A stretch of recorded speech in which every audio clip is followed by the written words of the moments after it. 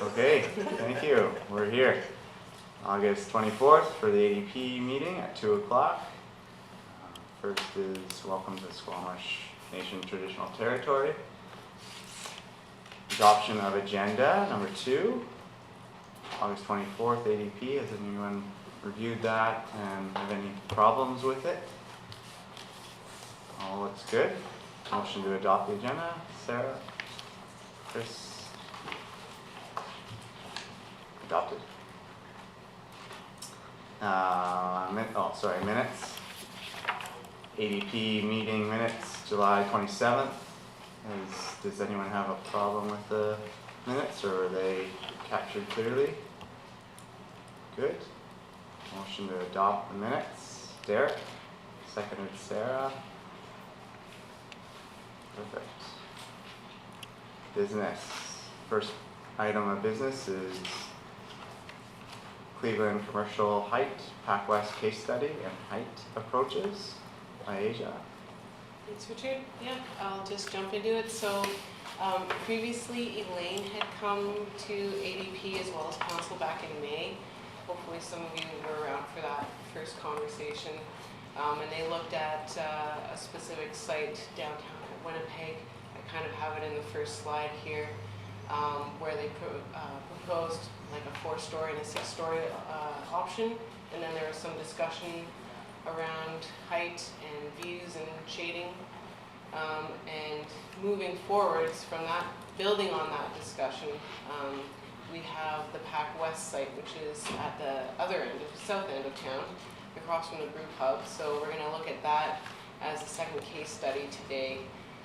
But we're also, staff are bringing a bunch of different proposed approaches from a policy and a zoning perspective to present to ADP, and we'll be bringing this to council at the beginning of September as well. So this is trying to get the ball rolling and keeping things moving forwards to start tackling these height issues on Cleveland.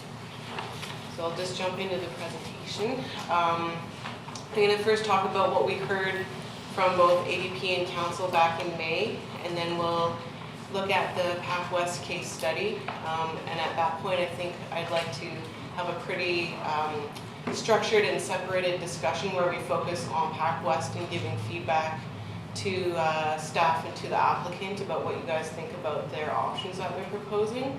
And then after we wrap that up, then we'll get into the different policy and zoning approaches that we'd like to take for height on Cleveland. So kind of keeping them distinct and not having the two conversations kind of meshed together. It'll just help me keep track of things better. There's nothing to vote on or anything like that? No, it's all just for discussion today, but we are looking for your feedback on both of these items. So what we heard from you guys back in May is that a lot of people were of the opinion that 4 to 6 stories is not too high and that it's an acceptable height in the downtown area. There was some mixed opinions on views and shading. Some people felt that it was very important, and others felt not as much. Maybe more of the opinion that the architecture should take precedence. But there was opinions that were in favor of identifying and protecting the public spaces downtown. And then also one of the key things that we heard was that we should aim to preserve the fine grain of the 25 to 50 foot lots that are along Cleveland right now, and that's really what gives that area its character.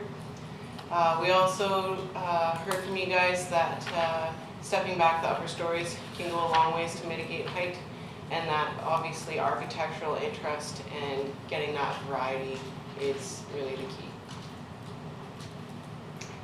And then when we had the same conversation with council, I kind of tried to separate it because we heard a lot of the same things about protecting the public spaces, stepping back and achieving that visual interest in that variety of buildings along Cleveland. We also heard from council that they really want to encourage employment space creation. They want to preserve the commercial high street character and aspects of Cleveland.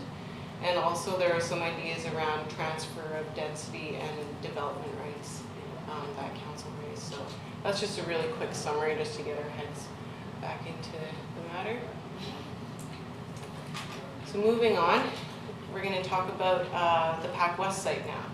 So I'm going to quickly run through the development package that you guys have in front of you, if you want to follow along. And then what I'd like to do is have more of an informal roundtable where everybody can ask questions and have discussion and voice comments, and interact with staff and the applicant on that. So not really our structured kind of go around in a circle, but let's just have a more informal conversation. So this application is to rezone from a comprehensive development zone that exists in place right now to something similar to C4, which is our downtown commercial zone. It hasn't gone to council yet, and these options are going to be reviewed by council, as I mentioned, at the beginning of September. So we'll get some feedback from them as well. And we'd like ADP's feedback on the options that are presented as they relate to massing, views, shading, and any other kind of high-level designs at this point. Obviously, we're not trying to get into the weeds, and it is just kind of the massing that's being presented right now. So the building sections for the 4 options are shown here. And in the package, I think they're on the last page or the second to last page. Option 1 is basically a stepping back of the upper stories. Option 2 is more of a podium and tower type concept. Option 3, the massing has been shifted towards one end of the site. So it's really opening up one end, and the applicant has also explained that this shift could be either to the north or to the south. They're open to either of those options. And then option 3 is basically 3 buildings in more of, again, that kind of podium and tower type typology. And we have given the applicant some initial feedback. Staff were of the opinion that the massing could be broken up even more, and that the height of the buildings could be mitigated by a more significant stepping back of the upper floors. And we really want to make sure that we avoid the sausage look, which is what council has expressed for several other designs that have come forward downtown. So we know that they're not a big fan of that look, basically. What's the sausage look? Like long with not very broken up. Okay. Kind of repeated things Yeah. along the block. We also expressed that we want to see that fine grain articulation reflected and applied to breaking up the massing to try to preserve and continue on that Cleveland character, so that 25 to 50 foot kind of building width look. And then the site plans are also at the back, and they're shown here with the 4 options. I've just kind of tried to highlight in red on the screen. There's plaza space being proposed for each of the options. And we've conveyed to the applicant that we want to really see these spaces be emphasized and that the surrounding buildings be designed in a way that will really enhance and activate these plaza spaces. And we'd also appreciate your guys' ideas and options with regards to screening the parkade on the east side, so the Loggers Lane side. Some ideas that we've thrown around have been around public art, perhaps wrapping some really small office units around the parkade. But we're really trying to figure out some creative screening ideas because we don't want to ignore the Loggers Lane side, even though the emphasis is really on Cleveland and the commercial that's provided there. But yeah, we don't want to turn our faces to Loggers Lane and present like a long blank facade.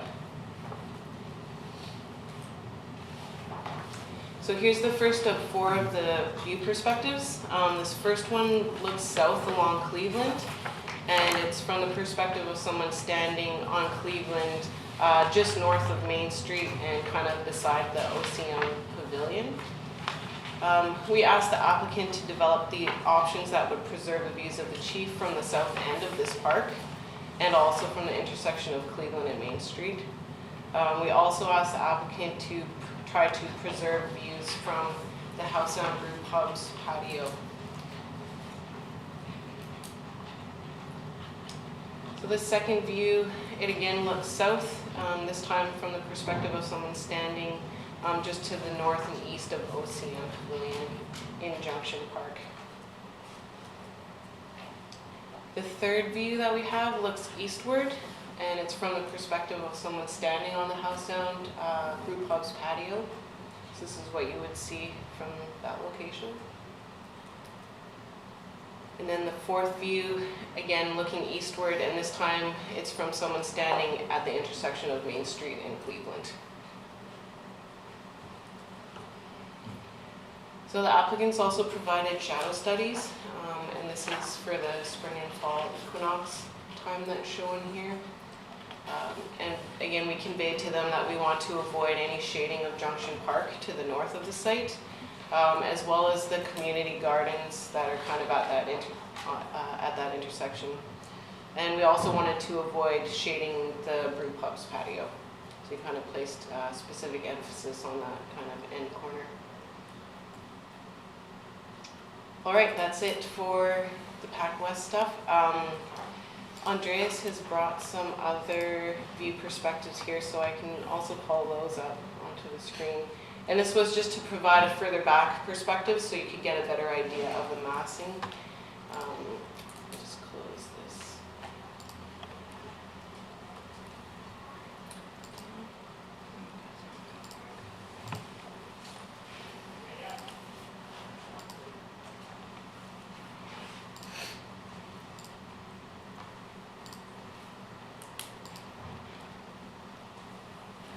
Sorry about that.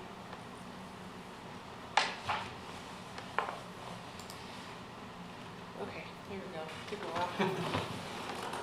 Andres, did you want to explain anything else for this perspective? It was Yeah. this first one. It's basically from the corner of Cleveland and Maine, and it's really from the corner close to where the community garden is, and it's just a view that's a little bit further back, so you can get an overall view. The other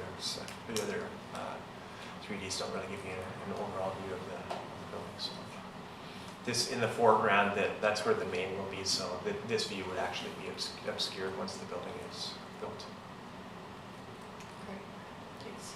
All right, so let's have some discussion around the PacWest site. If you have any questions or comments, feel free to voice them. I don't know who this would be directed to, maybe both. I Connie can and say Evan. both of us. Yeah. Why is it you think loggers shouldn't receive equal storefront attention? I think it's really crucial. It's such an opportunity, this site, for the scale, and a site that big can be way more creative about parking on the second floor. I think that ground plane is what's going to make this project successful. It's all parking. It's pretty hard to get away from. And that I would say would be, at least from my perspective, that's the huge challenge, is to provide enough parking with the drive aisle, with the lot depth that you have to work with. If we were going to preserve the parking and achieve stuff along Loggers Lane, we'd really have to eat into the commercial space that's fronting Cleveland. Or go up, like on the main. So We there are is going. two, they are going up. And So get there's the enough second on- story. Yeah, I guess Andreas would know the Yeah. feasibility, Yeah, but so- I think that's a really crucial. We talk about ways you can screen the parking, but I think the discussion should be how do we get even small storefronts on Yeah, the logger and side or a couple through connections. And super small office space or commercial units was something that we have discussed. I have a question that might speak into this. Is there second story commercial in this proposed? There's a variety of second stories. Some of them, it's largely office. So in the diagrams, if you're seeing yellow in the massing, that's office space. So some of them have residential on the second floor, or sorry, a mix of residential and office, and others have entirely office. And then there's parking on the second floor as That's well, right. right? So these uses are wrapping around the arcade that's on the second floor. Is there an option to move all the parking upstairs and move all the commercial office space to the ground floor to both sides of the street? I think that Or somewhere in between. is it possible? I mean, technically, I guess it would be possible to do that. It's difficult on the width of site to get to say on the second floor, do that entirely parking, just because of the nature of the width of the site. I mean, it's something that potentially is feasible. I don't know that how marketable and how much commercial space might be in this block. Yeah, I think from our perspective, the concern would be to have more commercial space that it's smaller units all around the whole thing. So how viable is that versus having some bigger units? Well, look And at, I don't know. look the at answer to markets that. or laneway developments, like I'd love to see way more, there seems to allude to like one mid parcel, whether that's pedestrian only kind of street in some of the schemes. I think is great, but I would say it's crucial even more because those sidewalks and the connections up and down Cleveland and Loggers, as we know, aren't established, So I think this block to operate as like a mini city, mini little Tokyo could be amazing if we try to just do bigger commercial units and you know what's going to go in there. And I don't think public community would see that as a successful project. I don't know what the size across the street, the size of the CRUs are going to be, but I mean, there's quite a bit of commercial in the main. At the main? Yeah, They're so. about 30 feet. Yeah. So the interesting thing about this site, like say relative to the main or many of the other sites, like this block, it's the same depth as the block on at the main, but the main has, on one side it's got Cleveland and on the back it has a laneway.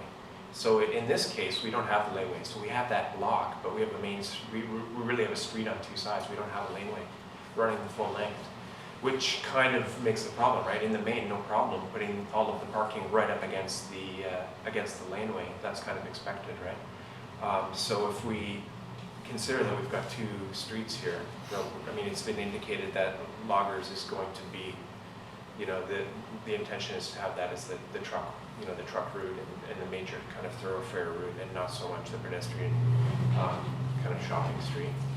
But I think there is a possibility. I mean, having said that, I think there is a possibility if we're coming out towards the property line on the Loggers side to put some of that commercial, to split up commercial and put some, a narrower commercial type along there. Like physically that would fit on the site. And the question is, I think, what does Loggers want to be? What does the length of Loggers want to be in terms of a commercial street or a Well, I think this would set street? the language. Yeah. I don't think we have a lot like this anywhere else on Cleveland or Loggers. Yeah. Except, well, all the way down, right? Like on the Memquem side, but those also turn their back to Loggers, kind of, right? Because Yeah. the CN is so up in the air. So I just, Well, and also because it's the waterfront. yeah, we and wanna- that too. But again, if that CN wasn't there, I think they would start to, like Moreau would start to orient more towards what could be the bike path and all that. So I just think it's crucial you push that direction. Otherwise, Loggers does have no future. It's going to be a back alley, and that's a really lost opportunity. I don't know Well, the or a main arterial that is just Sure. for cars and not Going for fast and- anybody else. yeah.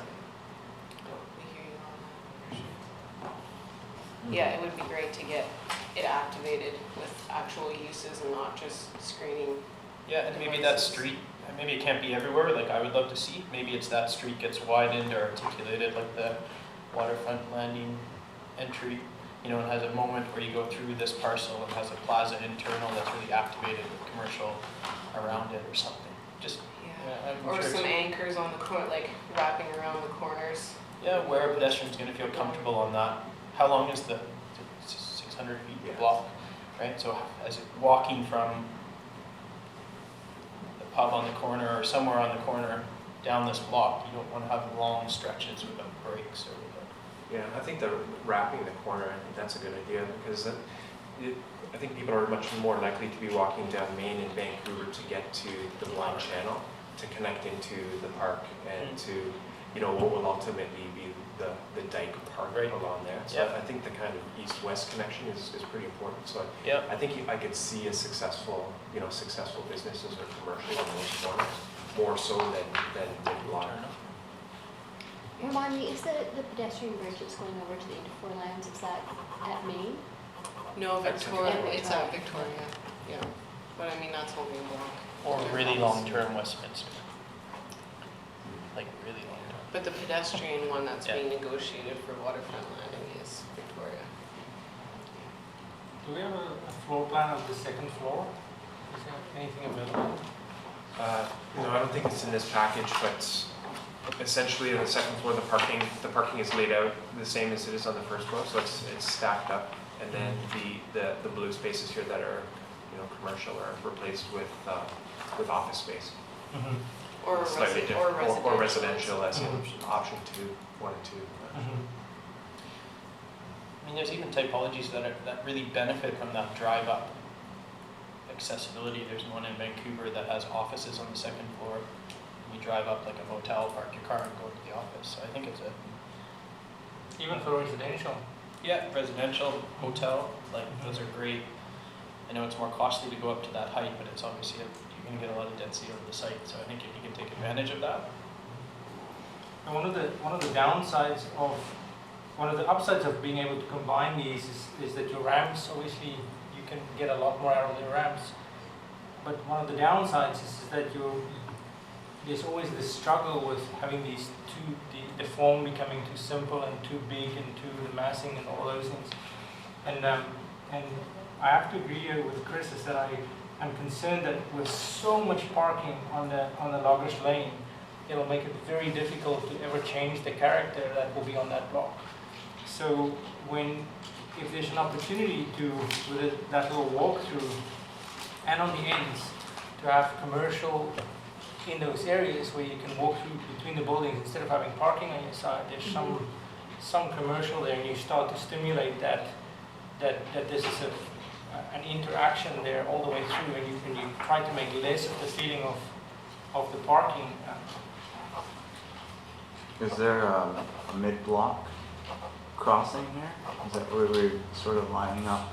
Yeah, we negotiated a crossing at the south end of the main, so between Studio and SQ and the main. Okay. There's a crossing that kind of comes from downtown south neighborhood, so it would be really lovely to have that aligned with a throughway, kind of to keep that sight line.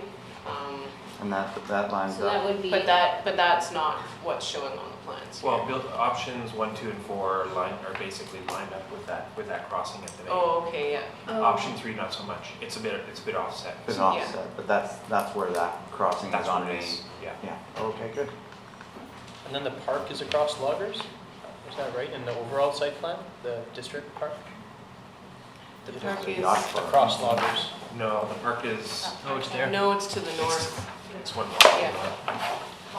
north of Main Street. So that's a waterfront. It's the marina. Oh. Is in that area.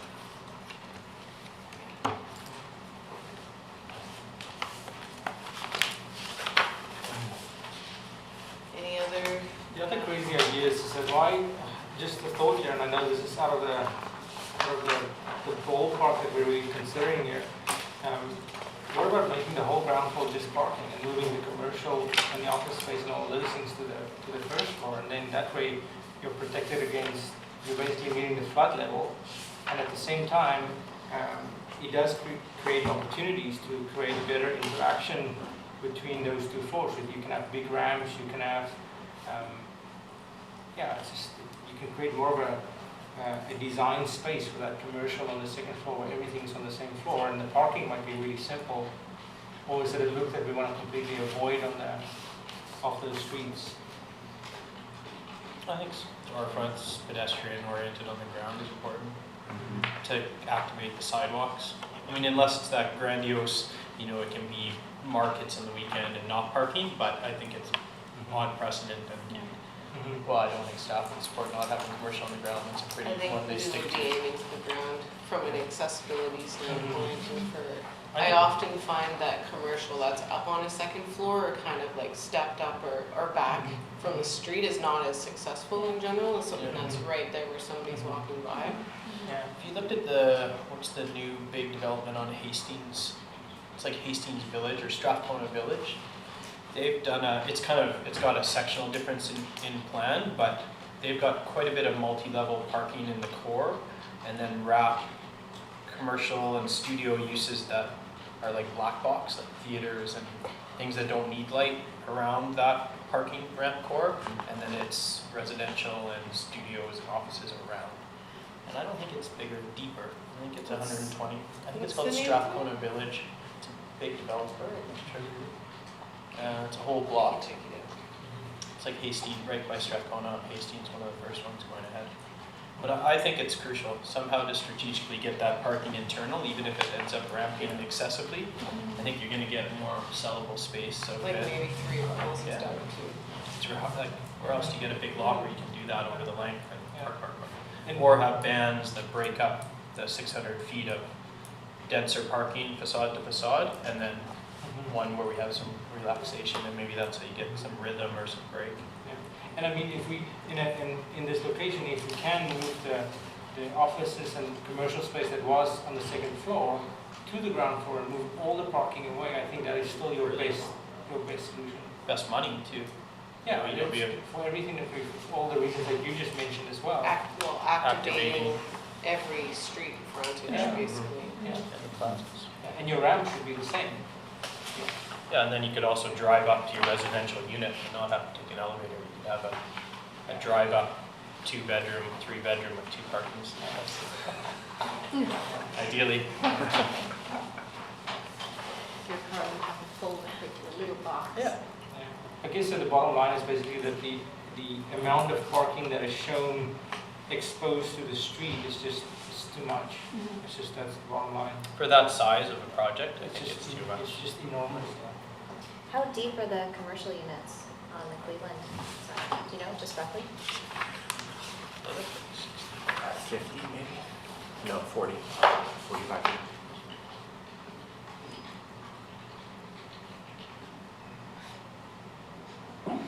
Andreas, is the red outline the property line? It is, yeah. So you have a little bit of room there. You might be able to get 2 rows of parking in there if you push it right to the outside edge. If you did, yeah, you would have to, yeah, you would Yeah. need 120 feet. Yeah, I see. Because there's no sidewalk on loggers right now.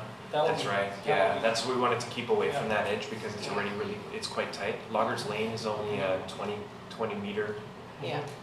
right of way rather than a 25, so the street itself is quite tight. Can you imagine that the district is going to want a sidewalk? But that can, that can form a natural overhang over the sidewalk at the bottom. I mean, that can, you can still, there's a lot to work with there. Like project Yeah. on the second On the floor. second floor. And obviously the massive benefit of having the commercial all the way around the ground will be delightful compared to, parking space after parking space after parking space. What about the staggered, the kind of massing everyone? How do you feel about the, Yeah. more solid bar versus the podium and towers? Some comments on the different options would be great. It seems like in plan, options 1, 2, and 3 on the ground plane are really breaking it down into smaller spaces, which I think would be a successful move. But then in elevation, it seems that that's kind of lost on the upper floors. And is there a way to break it up in a way almost like option 4 that relates to the rooms in plan, so it feels like 4 buildings even though it is 1?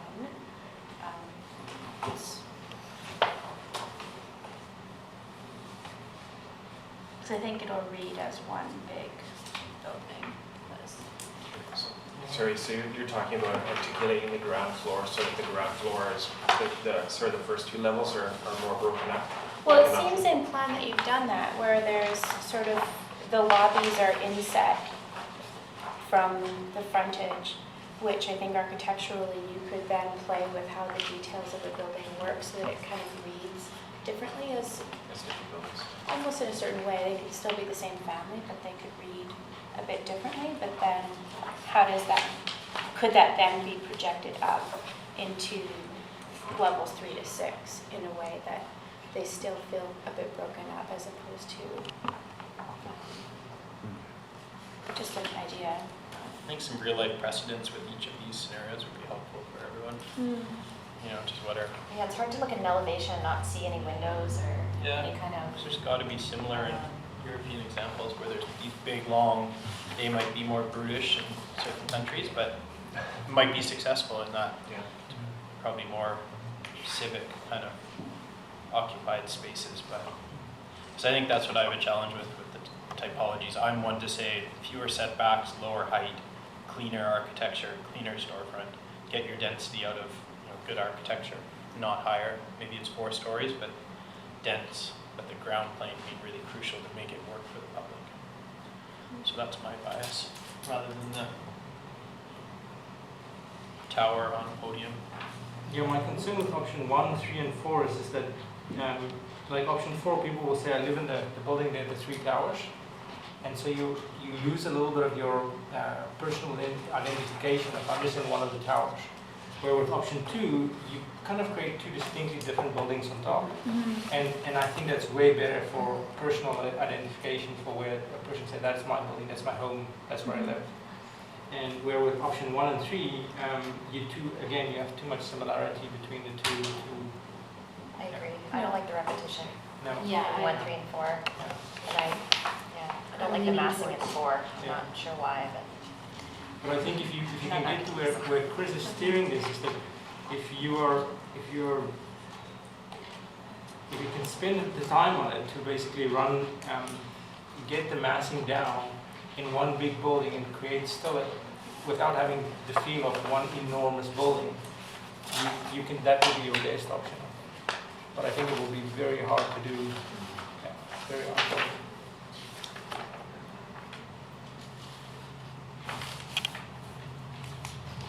Yeah, I like number 2.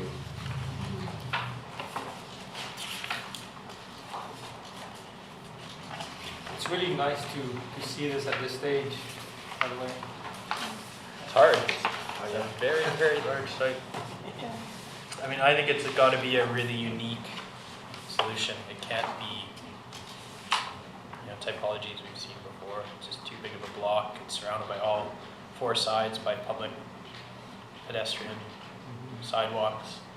It's got great street frontage all the way around. It's right at the entrance to the dike trails and then to the waterfront. So I don't know, I see it as more of like a little mini city ideally. It's really dense and people can walk, great smaller apartments, so good for the developer, although it makes parking challenging. But people who don't have cars, car share, you can live here in a small unit, walk downstairs to your coffee and your groceries. It'd be great if there's another larger tenant in here, education component or something that's big enough.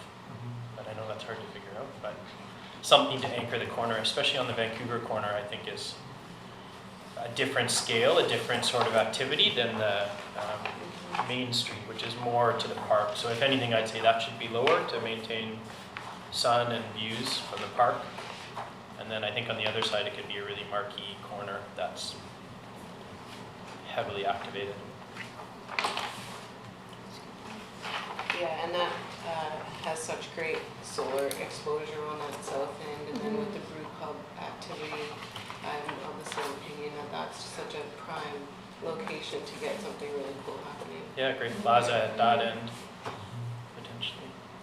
Andreas, was it you guys' plans to do this building passive standard? Sorry? Was it your plan to do this passive standard?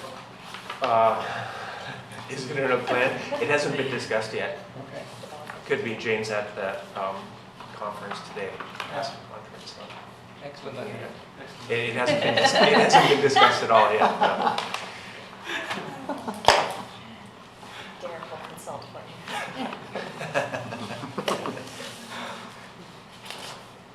Yeah, I think looking at precedents would be crucial. I mean, I could kick some in my head that I think,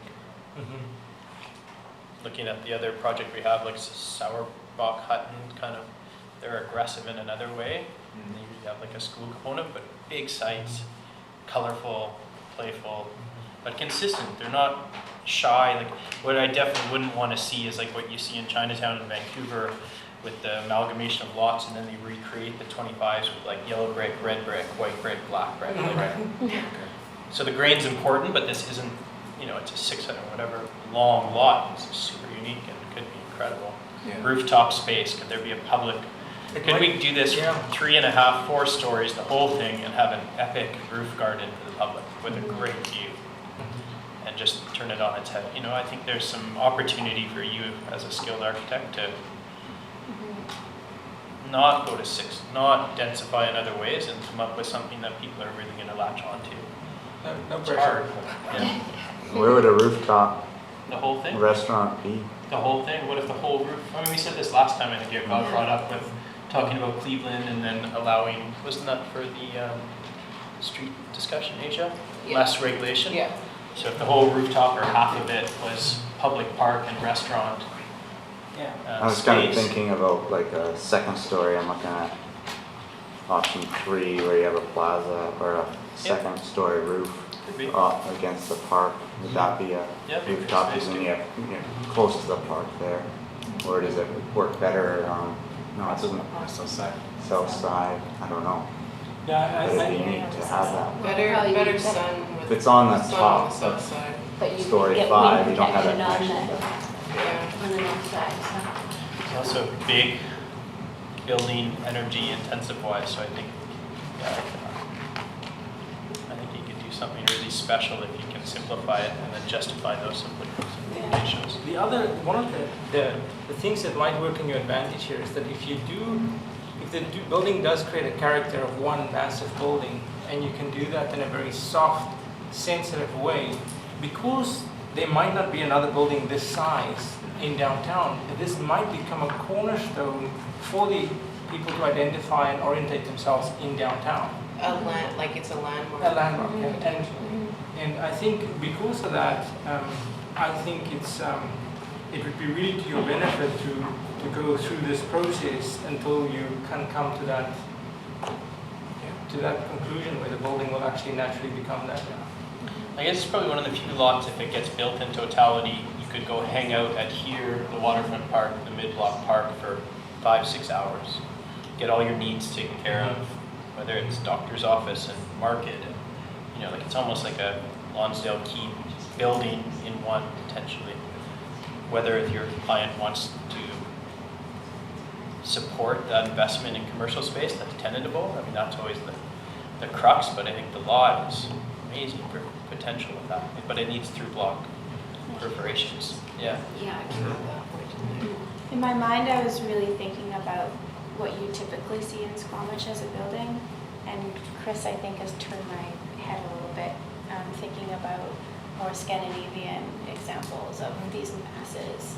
I think it could be really compelling to try it out in Squamish. What does that mean for such a massive block? Because those buildings really are massive, but they do it in such an elegant way. It could Yeah. be really interesting. Totally. Yeah. And Still looking at, is there special use, for example, from the brew pub that we want to maintain, but Mhm. could be really fascinating. I'm thinking like Use that. academic buildings that are Yeah. inspiring, like you go to UBC, Yeah. kind of wrong example, but, or Helsinki, and Yeah, they're big, massive buildings, but they're incredible architecture and they're Yeah. porous and you see what's going on and people can Yeah. get in there. I think people will have less of an issue with that being a massive building if it's something, the first building you can go to in Squamish that's inspiring architecture and is a civic component. I mean, maybe that's the challenge, if there could be a real public, if it's the rooftop park or if it's a theater or if it's a lecture hall, maybe that's the real tipping point that would engage, not just rely on coffee shops, London Drugs, and Mhm. shoppers to fill it. Maybe there's got to be something that. And the porous elements that we're talking about is like the walkthroughs can really enhance and increase your storefront area. So, and I think that is a crucial element to just celebrate it. I mean, make it, yeah, Not a lot of square footage. yeah. Helps with your exiting probably. Yeah. Stuff. Yeah, and it creates opportunities for more intimate spaces so that people can experience different things and be out of the wind, or they can be part of the conversation, or they can be, there's lots of opportunity there to do really awesome things. And some good weather protection. Yeah. Yeah. Too in the winter if there's those Yeah. perforations through the building Yeah. and, And it really stimulates the animation of where things can still happen while being outside of the weather. Yeah. Yeah. I don't know, I was thinking like, is it like, the glass house, like these atriums in Paris, shopping centers, right? That are these through blocks and glazed roofs and Yeah. are active, amazing things that are bright. It's almost going really far back. It just has the scale where you could really do two moves that make it amazing, and the rest can be Yeah. simple, Yeah. economic, Yeah. efficient, but You're not totally understanding the implications of it, but almost a walkway like right through the center of it, where you can access it from Yeah, the these- stores, from the sides, from the Street center. ways through. Yeah, there's so many opportunities here to make it interesting and keep flow of how people interact with the building and with the spaces around it. I think 6 stories is high, that's my personal.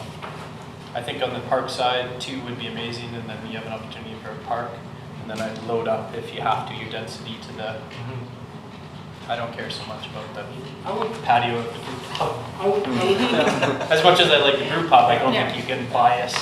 No. if this whole roof is rooftop deck, Yeah. that is partially accessible only to the people who live there, partially accessible to the public, partially accessible to commercial space, like a restaurant and so, the number of stories become less important to me because we're replacing that green space, you know, from the view, from the top view down. So, yeah.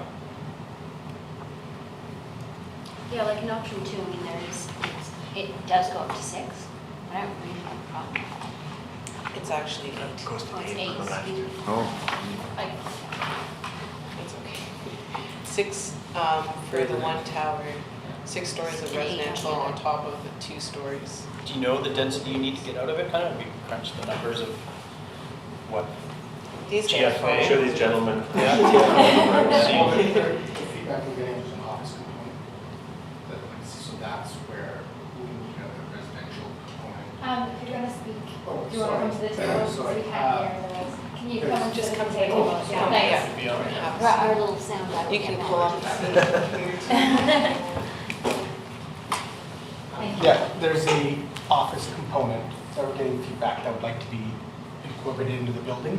So by doing that, there has to be a residential offset or increase to, So you're still hesitant that the office is a financial benefit? even as a whole of the construction for the property as a whole, even the retail portion is, you know, because the numbers we're showing here is 20,000 feet of commercial, which is, you know, still a pretty good chunk. And then of course we could divide those up, like you're just seeing placeholders, right? We could vary the size of the bays and so forth too.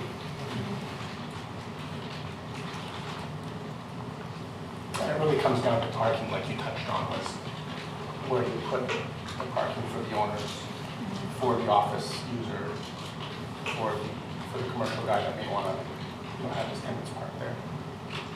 Yeah, I mean, I think you've got enough area for sure to get more than enough parking, and if you know the climate of like ADP and council discussions, if there's any way you can provide more than one, I think it'd be really beneficial to your proposal and to your probably sellability of the unit. So if you're loading out south end, you know, maybe that's where we do more than 1 stall, and I think that'd be very helpful.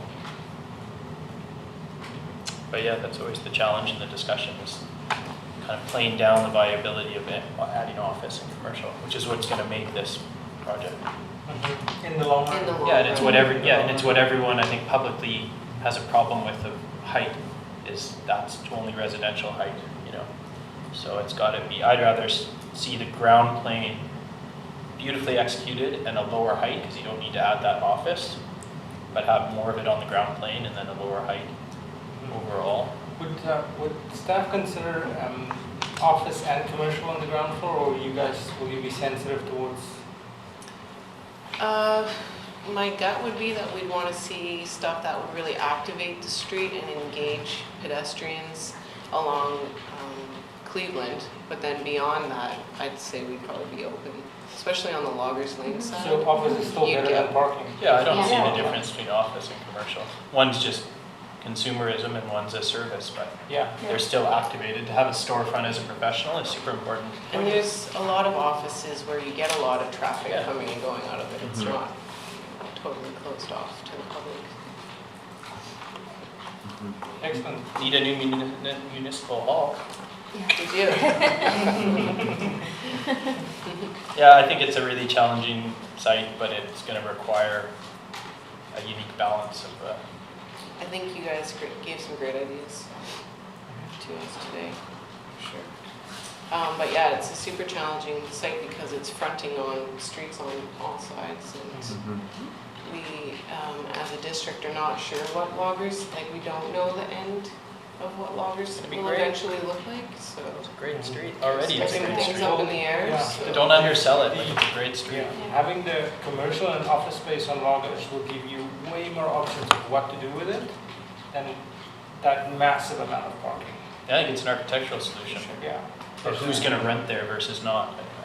Well, that's the thing, that to have rentable space, not as big as you, that is expensive, and others that is less expensive, is to the community benefit. We want the people to be able to get into the market, and we don't want everything to be the most expensive possible for everybody else. Yeah. And right now, loggers is the oceanfront. Right. I was gonna say, for a while at least, they'll have water views Yeah. and the best views compared to Cleveland, so. Okay. Well, Oh, and it'll, cheap. in perpetuity, really, it'll be looking out into the marina, will it not? Well, there's other lots in front of this building to the south. The depth of those waterfront lots get very shallow as you go south of the area, so, yeah. Interesting to see what happens. Excellent. Any final comments or? Yeah, I would really encourage you guys to, when you go through your next iterations, to come back, if you find it helpful. Yeah.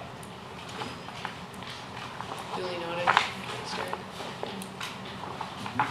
Yeah, it's great to be able to come here before we're at the DP stage, and because so much of the development of the zoning Yeah. This is just intro zoning. feeds into the massing and what the building's gonna look like, Yeah. right? So, Because yeah, you- this is yeah. still at the rezoning stage, so. You will have, I mean, I don't know exactly how many lots is being combined here, but you have to assume that you're gonna have the oversight and criticism of that many lots at the same time. Oh, I thought it was one lot. It's one lot. Yeah, it is. Yeah, It already is one. Yeah. That's the unique, yeah. so unless you subdivide. So, I think getting it right is gonna be these little steps, getting to that point with all the input from as many as you can get, and then sifting through it and making the most of it.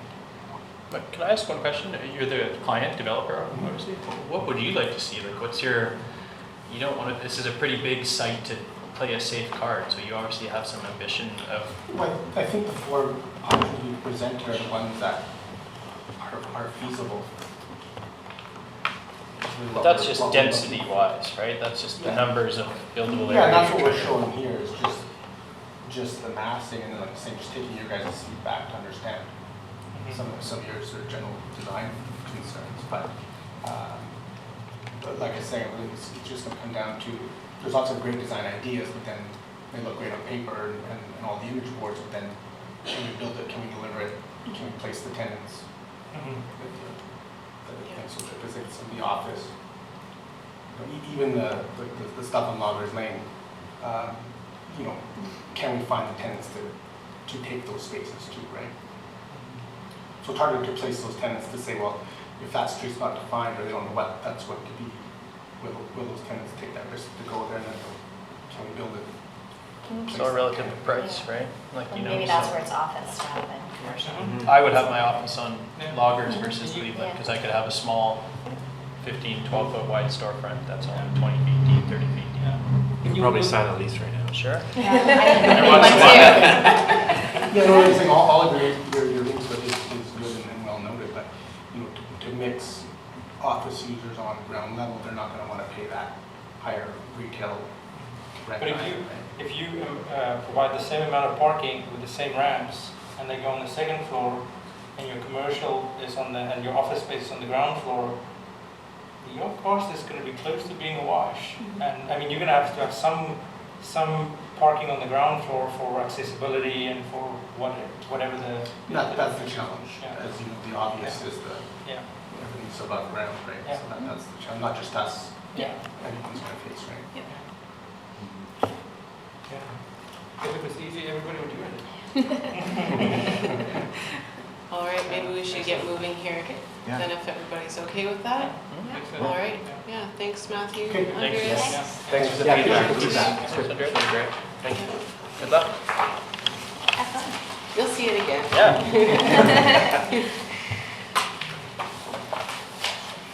All right, let me fly. through to, okay, so, yes, for sure, just take it out. For the second stage of the conversation, we want your guys' feedback on where we should go with the general Cleveland height approaches that we want to take. So I'm going to outline the ideas that staff have had. This is the first time we're floating these. We're bringing them to council at the beginning of September, but it would be great to get you guys' feedback now, and then there might even be some refinement or some expansion on the ideas when we present them to council, so it's really appreciated. So this is to replace C4 or just Cleveland? Not necessarily replace, but let me get through it and then Okay. maybe it will become clear. So we're trying to take a multi-pronged approach by presenting some policy level approaches and some regulatory around zoning kind of approaches. So in terms of the policy approaches, we're thinking about two different concepts. The first one is to do a downtown public spaces plan where we would identify existing and future public spaces. These could include parks and open spaces and plazas, but it wouldn't be limited to that. It might be some landmarks or some things that the community feel are really important.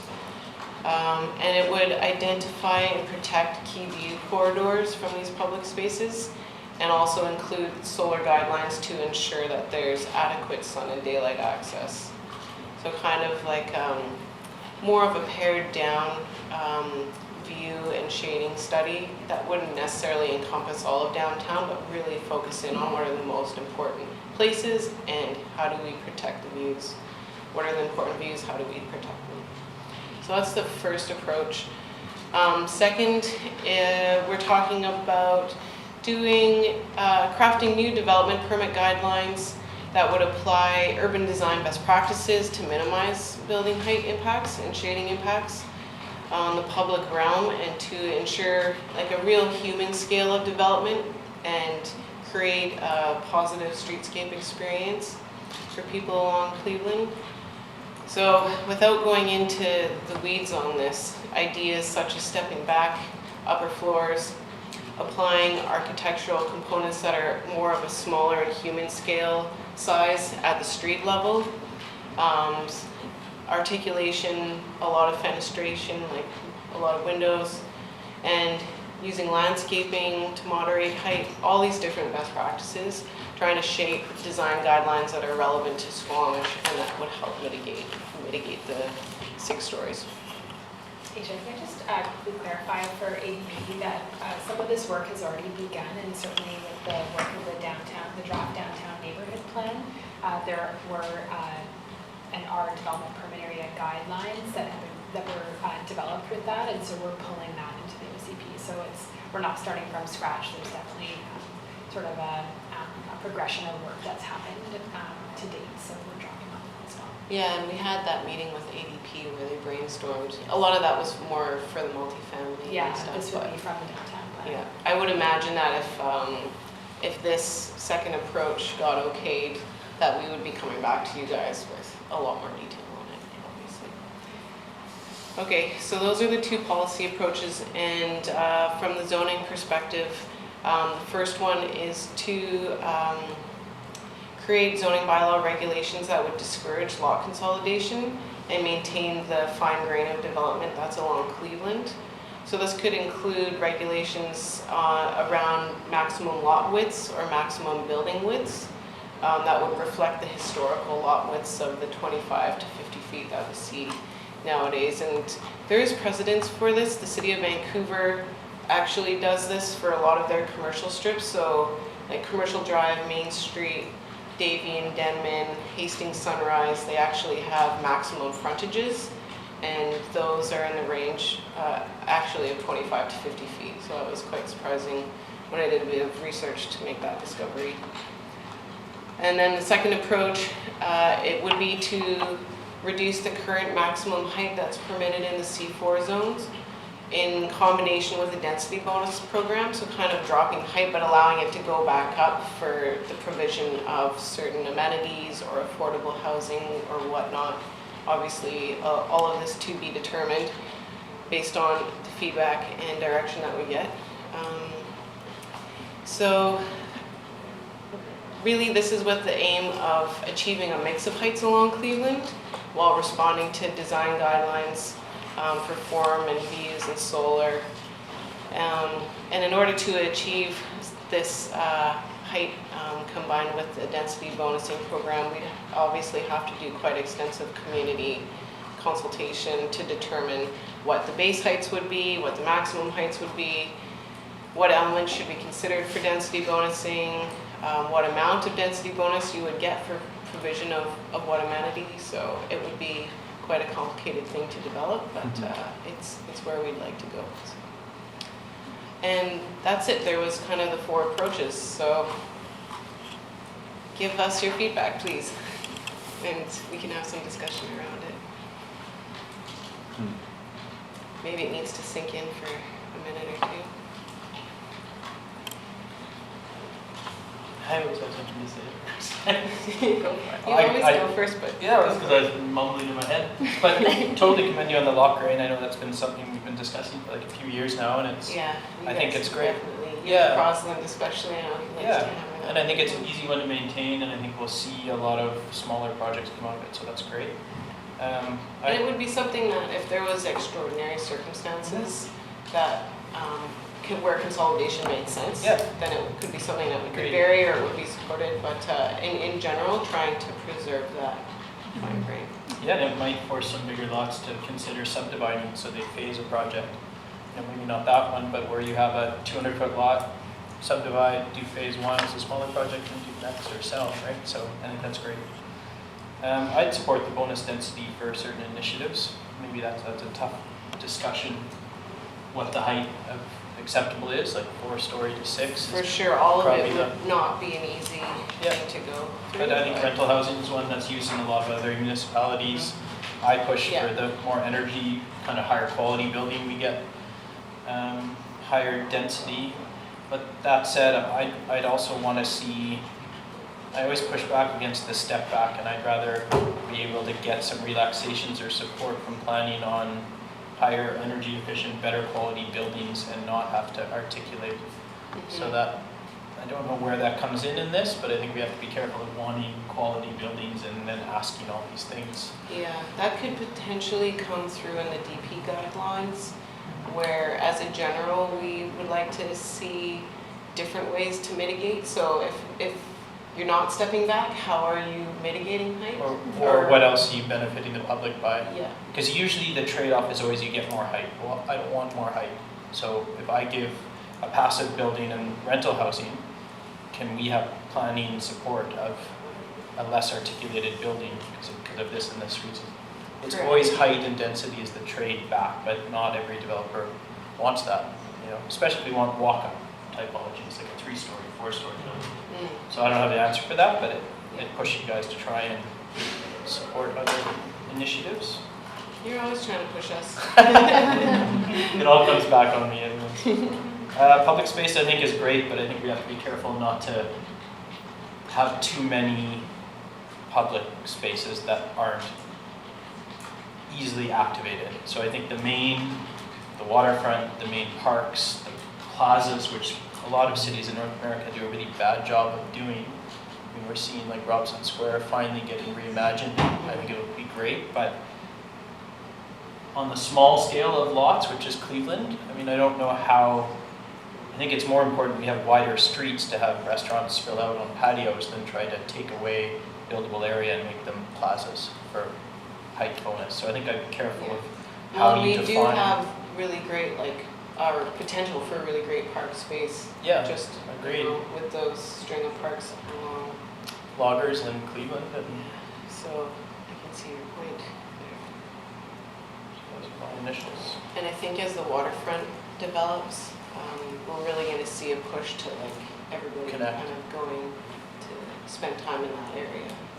Well, we're a small town, like you don't need 20 public plazas. You probably need 2 amazing ones.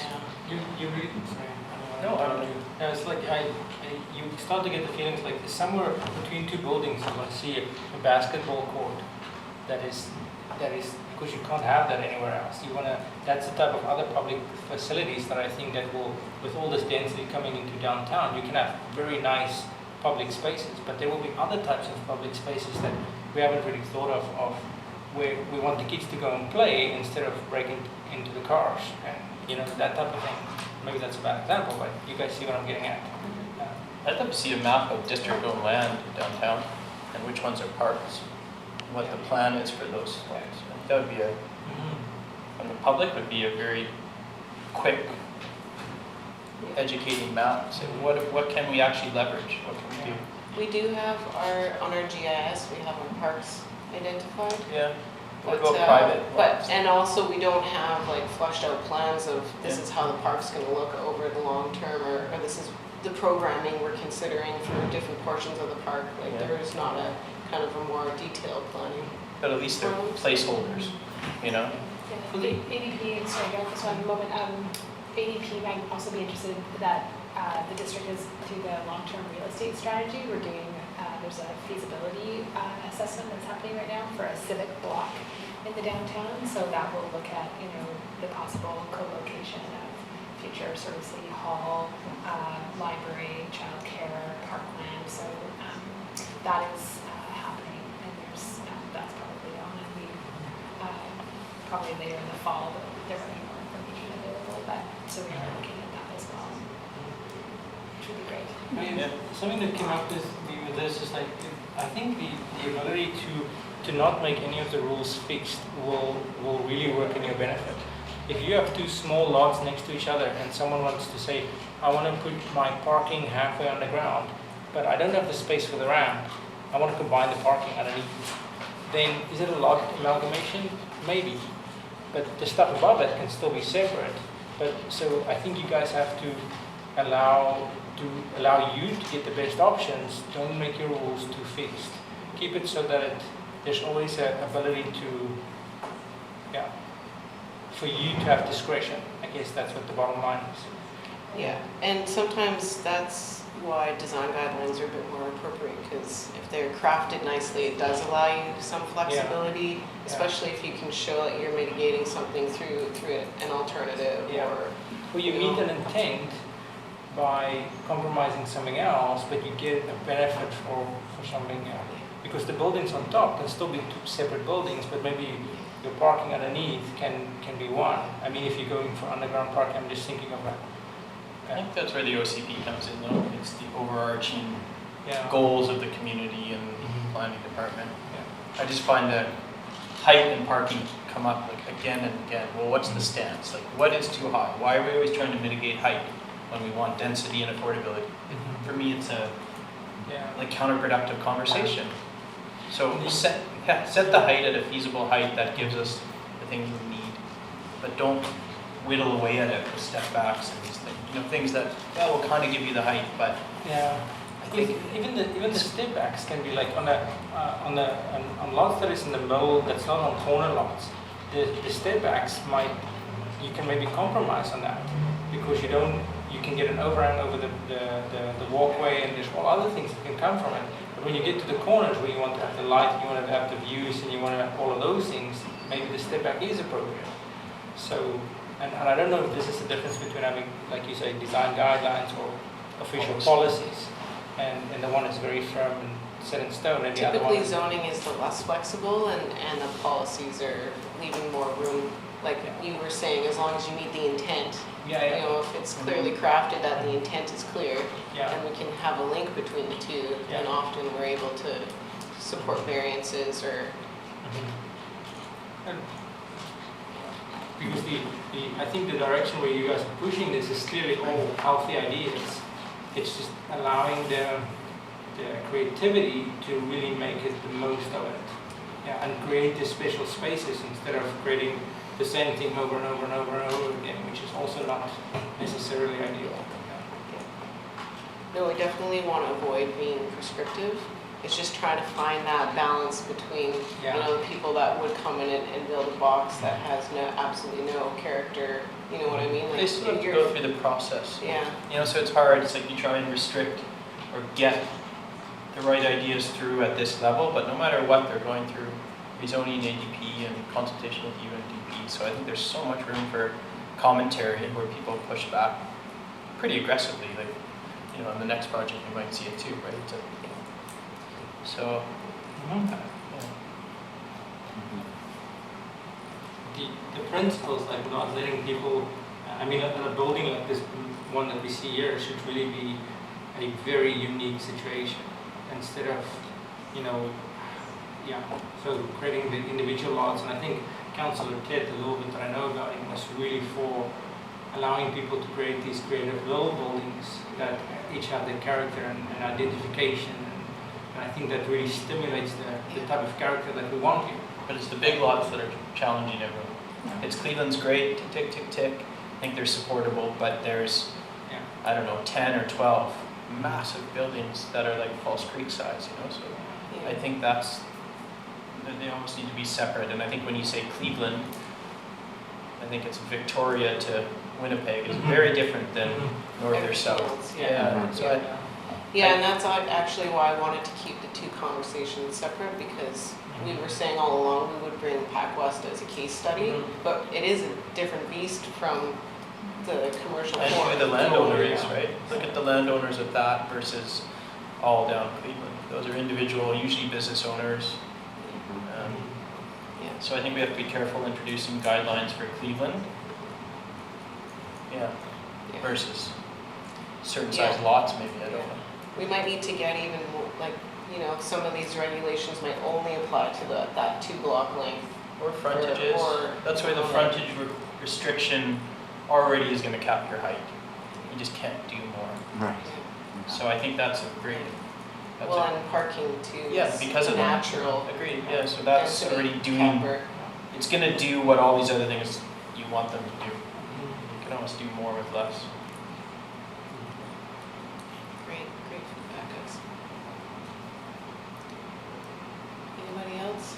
Should we, maybe that's a good segue into the next application.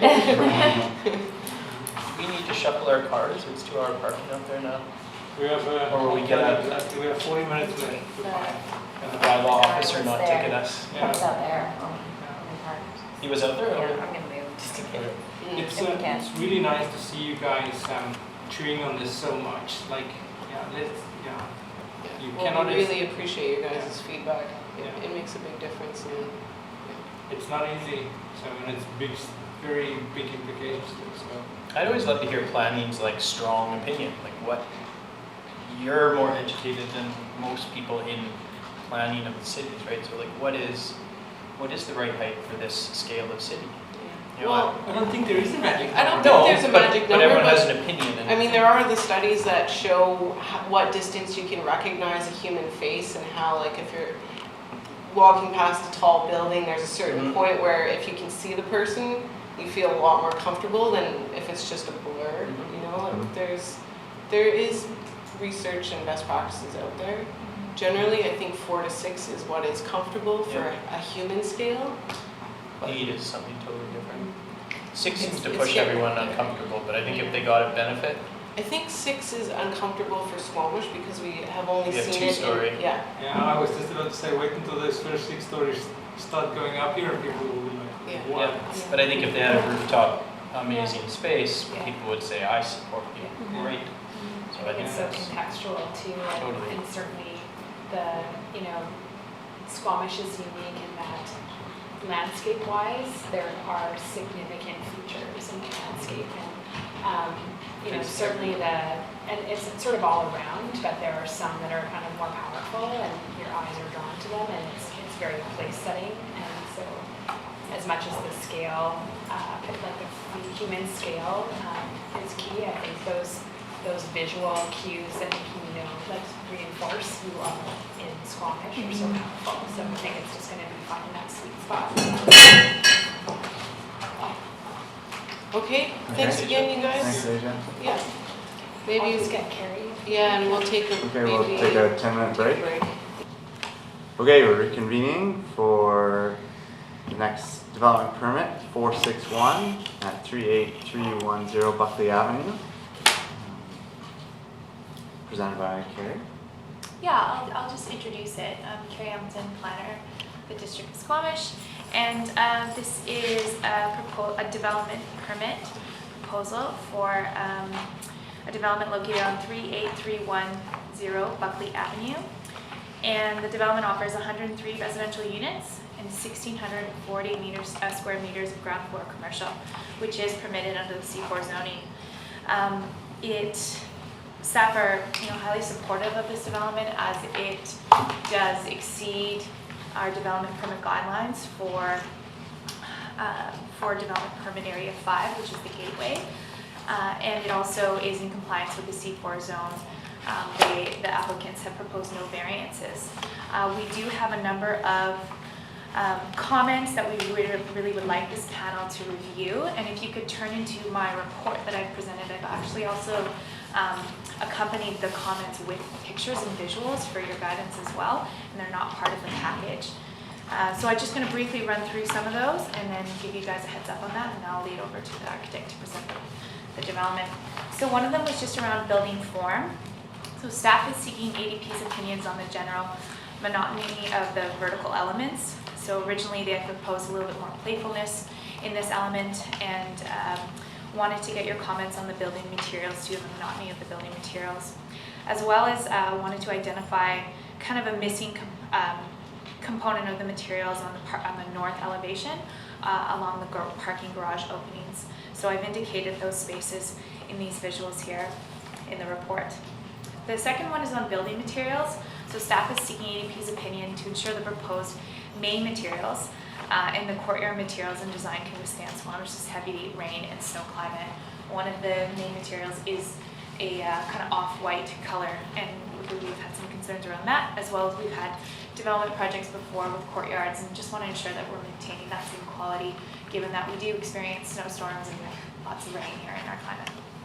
So third is gateway entrance.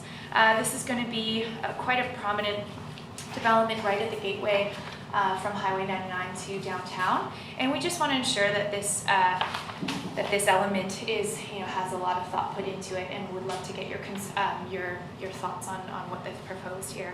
There's two different renderings that have been proposed throughout the different iterations of this development. So I've provided both of those there for your review. And the fourth one is the elementary school entrance. This is important. We've received a number of comments from the community, and you'll see that also as part of your package. There's been a lot of, one of those concerns was around this entrance particularly, as this is the entrance to the elementary school. There is an easement on the property to allow for that access.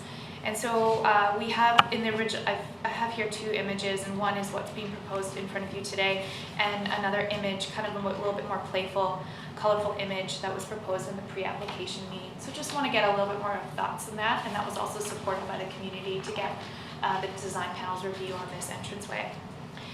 Last is screening. Screening and landscaping, actually, two more. So screening, there was just, we noted that there was chain link fence and not an adequate vegetated screening accompanied with that. So just wanted to flag that as it does not meet our development permit guidelines. And landscaping, staff is seeking ADP's approval that the plants in the courtyard and the proposed concrete planters allow adequate space for resilient growth and irrigation needs. And that's what we're looking for, those experts to give us comments on that. And lastly, I just want to highlight, because we did receive a number of comments around this development, I did include all the comments, but actually have a summary here that might be a little bit more helpful to, that I guess failed to put into the report, so I'll just pass these around. And just highlights some of those comments. Some of them are design related, other of them are planning related around the density and the location, as well as traffic and some design pieces. But a number of them are things that we have been addressing, and we are working with the community to recognize that and to relay that we are addressing those concerns. Some of them are beyond this control because they do meet the C4 zoning and they do exceed these guidelines. So, anyone missing this summary? Yeah, one more. It was asked, there was a motion made by council to ensure that this panel knew about the comments. So I just want to ensure that you do take the time to acknowledge those comments from the community. Pass it over to GBL to continue. Thanks, Carrie. I guess I'd like to say a couple of brief words. First, I'm Cheryl. Today I'll be representing the owner, the developer, and thanks for your time. So I'd just like to give you a brief, high-level overview of our design and development process. I guess in April we submitted a development permit. In May the signs went up. In June 22nd, which you have a comment form of the transcriptions here, we hosted a voluntary open house as an opportunity to meet the public and see what they have to say. And I guess most of the things that we've heard is, I guess the main things are, oh, Cleveland, Buckley, it's a very busy intersection, and I guess we've heard that, which is why we've worked with staff, and staff has been very supportive in our adding a right turn lane from Cleveland onto Buckley in order to resolve the existing traffic issues. Dovetailing into that is safety, which has always been a concern, and what we've done is we've amped up the security, the safety with more obvious pedestrian crossings, signage, and the city had a great idea of this multi-use pathway being reoriented towards the north side of the site, which is on the school grounds, in order to keep the cyclists, pedestrians, kids away from the street, which is a great idea, so we've embraced that, and you can see that in our presentation later on. And finally, there is some concerns about a unit mix proposed. And we've looked at that carefully with the marketing team, and we've increased the number of family-oriented units, which are a 2-bedroom plus, to 45% in order to meet that requirement and do something that's truly positive for the community. So those are the high-level comments. I'll turn it over to GBL. Oh, sorry, this is my team. Aida Kudich, GBL, Andrew Emerson of GBL, and Pat Campbell of PMG Landscape Architects. Okay, great. Thanks. Good afternoon, everyone. Andrew Emerson from GBL. For the purpose of today, we've kind of put a bit of a condensed presentation from what you have in front of you with the booklet, just being a little wary of time, just to kind of, more importantly, I think, give you an overview of the concept in partnership with the programming for the site and for the building itself. You're probably all very aware of the site itself, familiar with the site. It is a very prominent site on that corner of Buckley and Cleveland there. And it's interesting with the railway bisecting through Cleveland there. There are a number of kind of, I wouldn't call them marginalised sites, but certainly sites with kind of unorthodox geometries. And some of them are quite challenging to find an appropriate form of development. And so for us, we find it as a positive challenge, particularly in close proximity to the school. And the idea of creating a gateway building was something that really stimulated a lot of design ideas and kind of manifested themselves in the form of the building that you see before you. So we thought it was an exciting opportunity. There's two primary frontages that we were looking at from a public standpoint. Of course, that's the corner there with Cleveland, and of course the main frontage along Buckley. And then of course there's the consideration, careful consideration that has to be made to the connection through to the school, which was one of the design drivers with the kind of two-part building form. And so it kind of drove us towards kind of very unorthodox building geometry that kind of befitted, I guess, the site geometry. One of the key concerns was to create a very transparent and animated commercial edge at the intersection of Buckley and Cleveland, kind of wrapping that round and kind of following the contours and the curved edge of that intersection. But that kind of translated itself slightly differently in the upper levels. we find with the wider footprint for that that sort of larger parcel of land, it yielded a slightly different building form in terms of residential stacking, and we've gone with a two-part building that is single loaded on both sides, which is a little bit different to what we typically expect, and we'll talk a little bit more about the kind of methodology behind that. And then as you move across and further down Buckley, we have a bridging link across to a step down building form.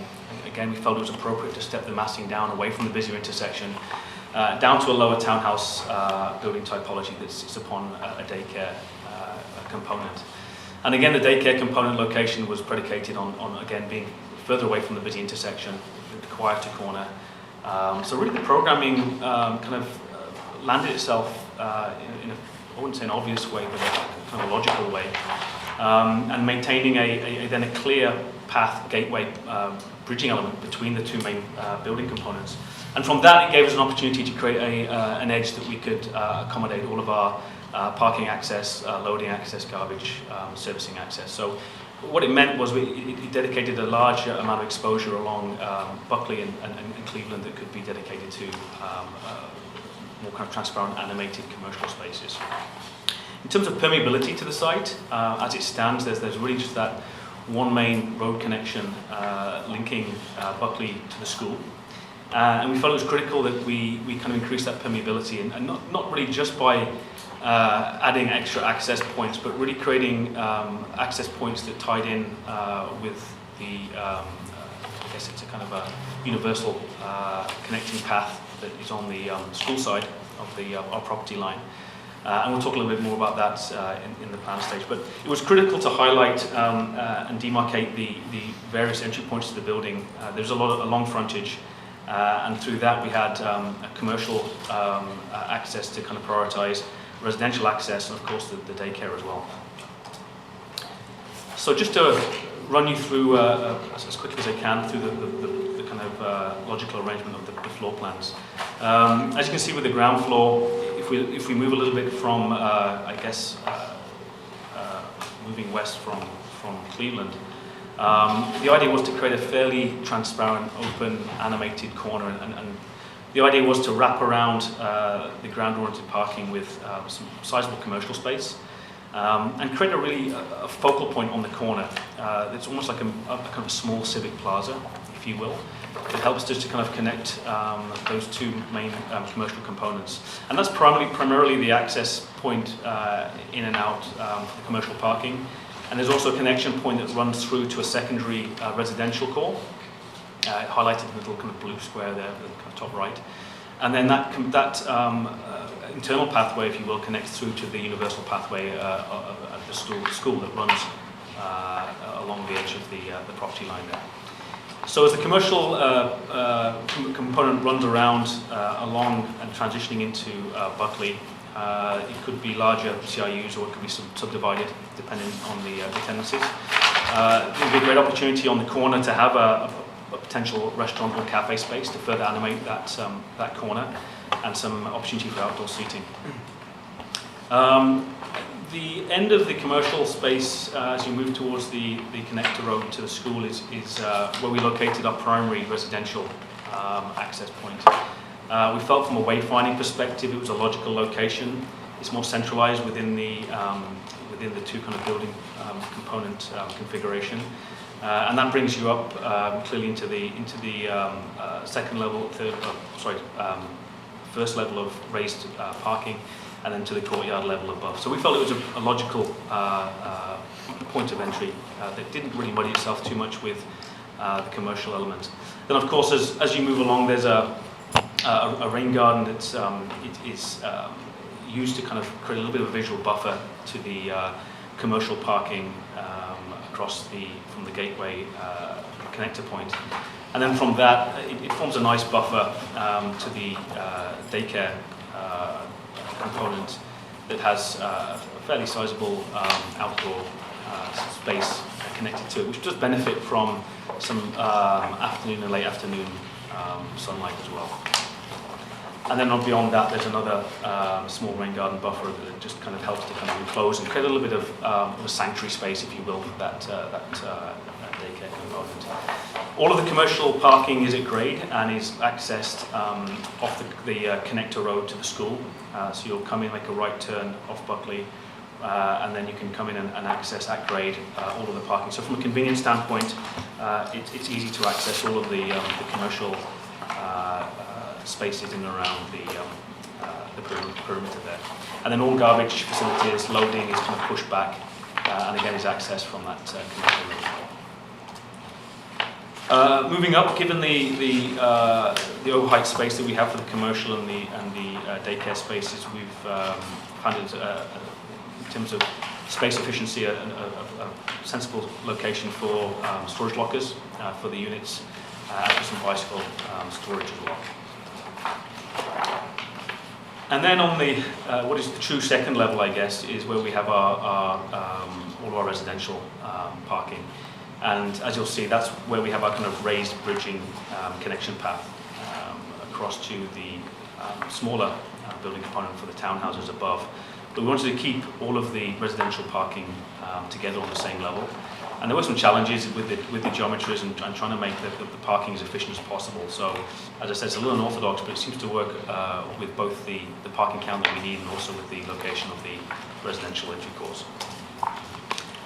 Moving up to the podium level, this is where you'll see that this is the main split between the two single-loaded buildings running perpendicular to Cleveland. Gave us the opportunity, we were looking back and forth with the idea of a single double-loaded kind of large building mass.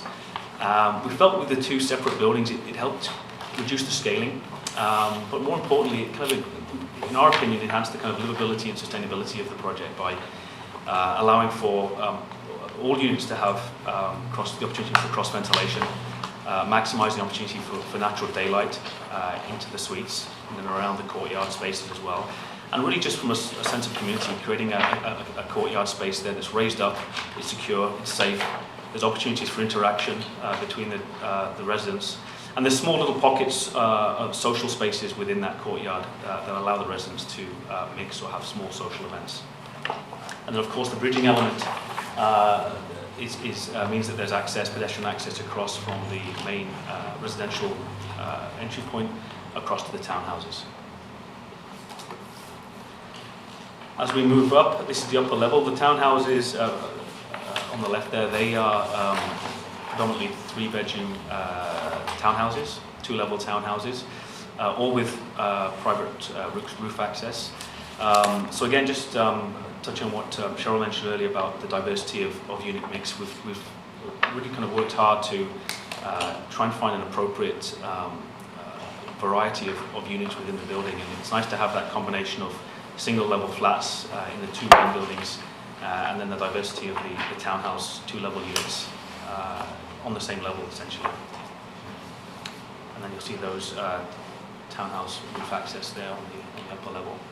And a combination of 2 and 1 bedrooms and 2-bedroom and dens for the two single-loaded main buildings. There's some bridging elements across as well, as you can see, to get access from the two main residential cores. And we have a roof plan. Just to point out, there may be a question that might be raised about why we didn't have roof access for the main buildings. We felt, again, going back to that diversity of offering different typologies for different users, we felt that it was more appropriate to have the roof access to the larger 3-bedroom family units and not so critical for the single-level flats. There is a lot of amenity space at grade, and outdoor space, and of course at the raised courtyard level as well. The sections here just help to kind of clarify a little bit, particularly with that mezzanine level on the kind of split second level there for our storage root lockers and for the bicycle parking and the overheight commercial adjacent to that. Then of course the split there, and with the two single-loaded corridor buildings, it gives you an idea, of course, as well, the stepping on the upper levels of how we've helped to reduce some of that massing along the street walls on each property line by stepping in the upper level to help just kind of reduce that street wall mass.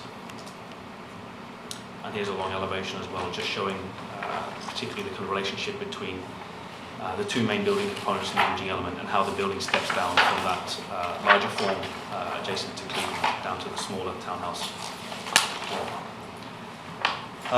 In terms of the elevations, it's a kind of a layered arrangement of expression, and that's really quite reflective of the programming within. We've tried to lighten and open up as much transparency at the ground level particularly for commercial uses.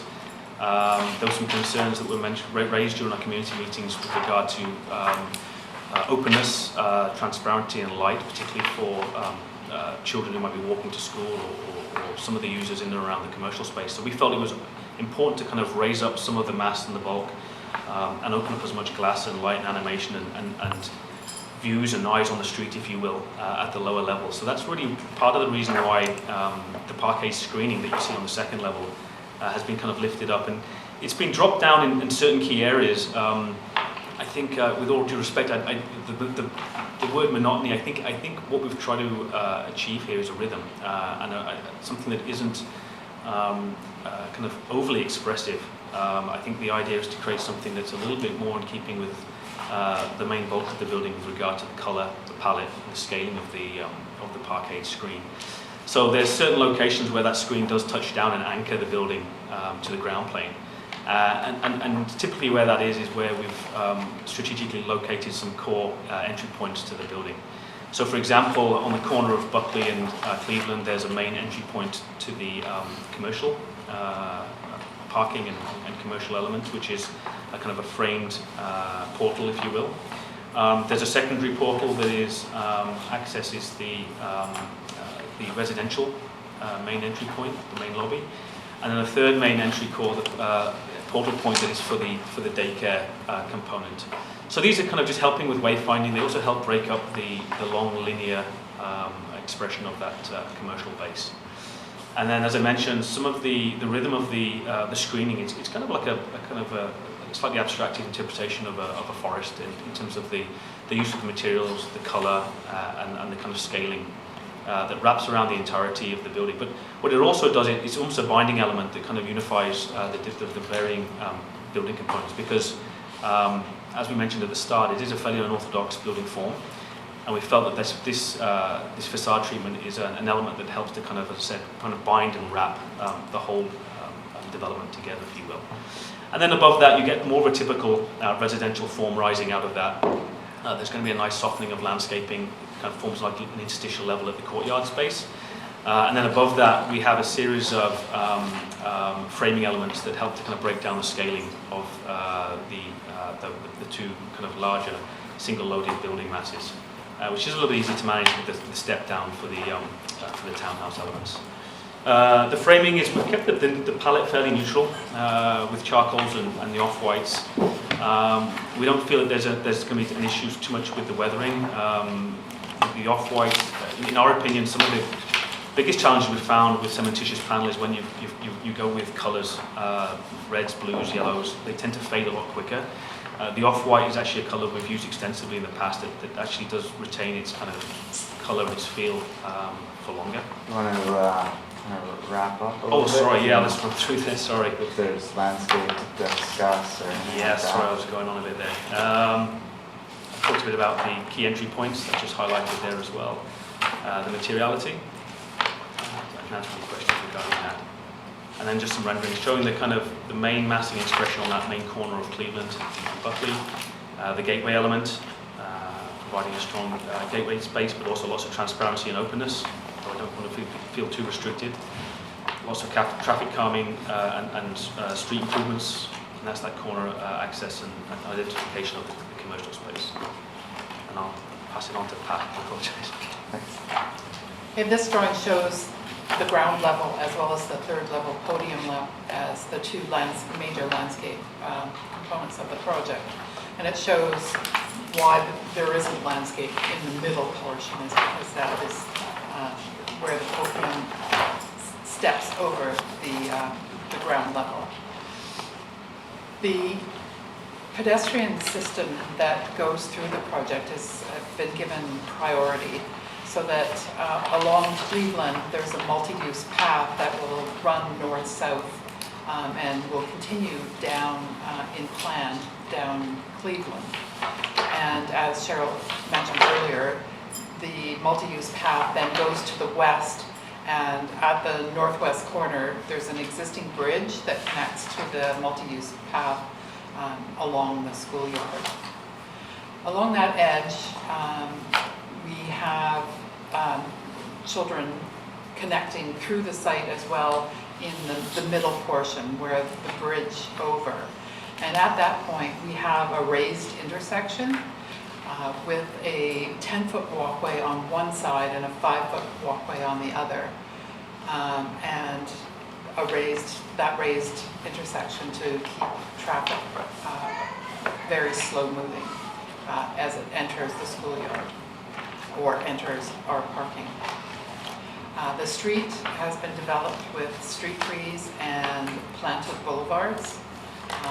There is, I don't know if you noticed on the aerial photograph, there isn't many existing trees. There's a few young trees that are mostly very suffering in this drought right now that are on site. And then there are existing trees along the whole of the northeast portion of the schoolyard. So, if we go to the next slide. Along the west portion, there's a bulk of rain garden at the west end, and in the central portion of the site, the ground use on that building is the daycare. To the west of the daycare building is their play area. The landscape on that west portion is really all native grasses and native trees, drought-tolerant rain garden plants. If you go to the next one. The boulevard is consistent between along the whole of Buckley and along Cleveland, where it's grasses and perennials to introduce color, and we've introduced boulders into that landscape so that it really is a barrier. The high school is to the west. We're hoping most of the elementary school from the north will come from along the multi-use path, but the sidewalk is also developed to be a safe and pleasant experience along the commercial. This shows some of the detailing. Above is the patio screen, the trees along the street. There's two amenity areas. There's one on the southeast corner where we've got lounge chairs and plantings that include some veggies, blueberries and plants that we wouldn't normally be able to have down on the ground level because of the bears. And the other area is where the checkerboard is, and there's the benches in that location.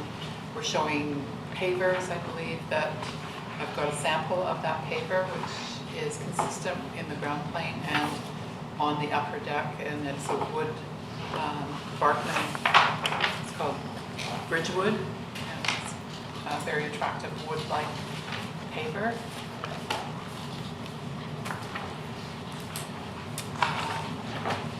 Images of the play area, the bioswale and rain garden will be rock and grasses as shown in the images.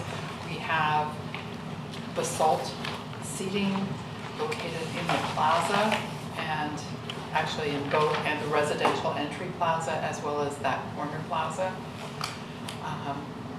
The images of the boulder, the actual wood bench is just in the amenity areas on the upper roof decks.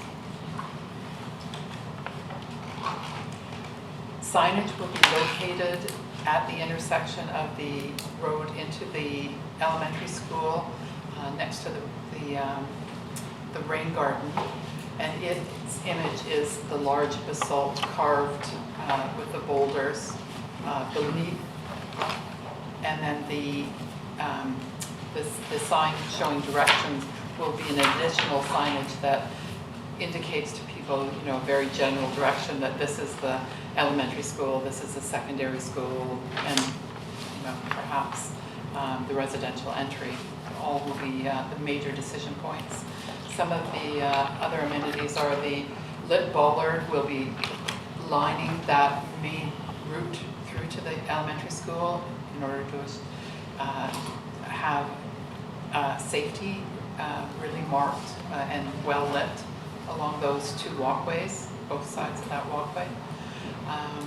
The other amenities shown here is a dog wash, bike wash station that is located at the entry to the north.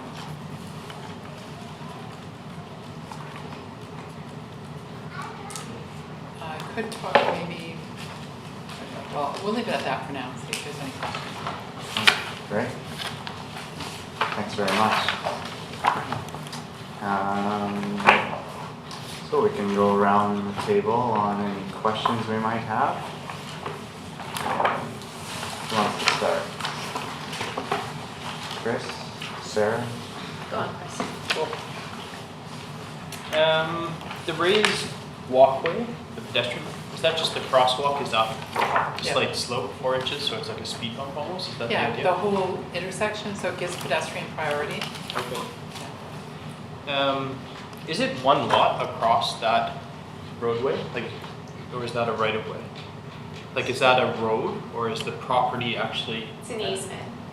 it's a registered easement? Yeah, that the school district can use. Was there ever any exploration of another entry into the schools?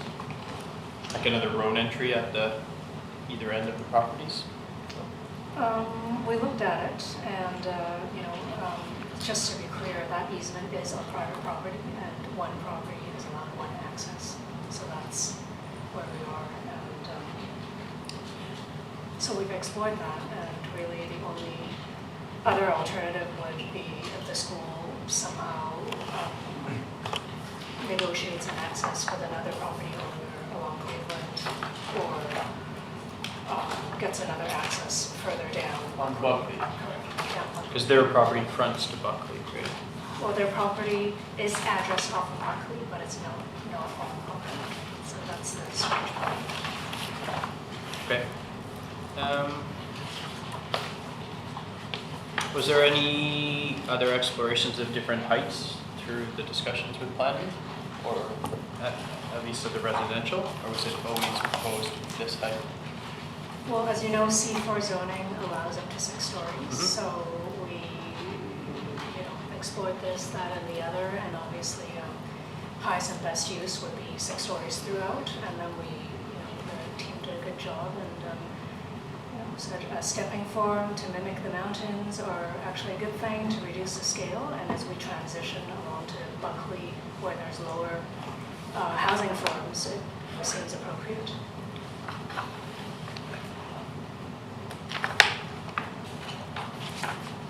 I'm curious why, as much as I appreciate the rationale for the material palette, then why did you show colorful precedents for the slat screen? Why then you went to a more muted? Yeah, that's a good question. There's quite a few in there, it seems. Yeah, this one here. Yeah, I think initially there was a discussion to go for a very kind of playful, colourful entry point. That I think the school might have wanted to see it as kind of almost an extension of the school, and a little bit more kind of playful entry point gateway.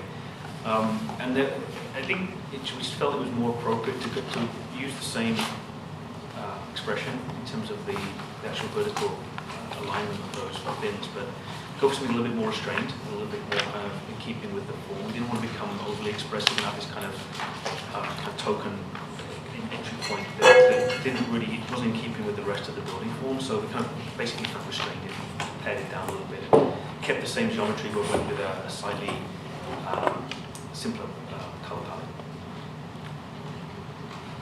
And that's it. Any questions?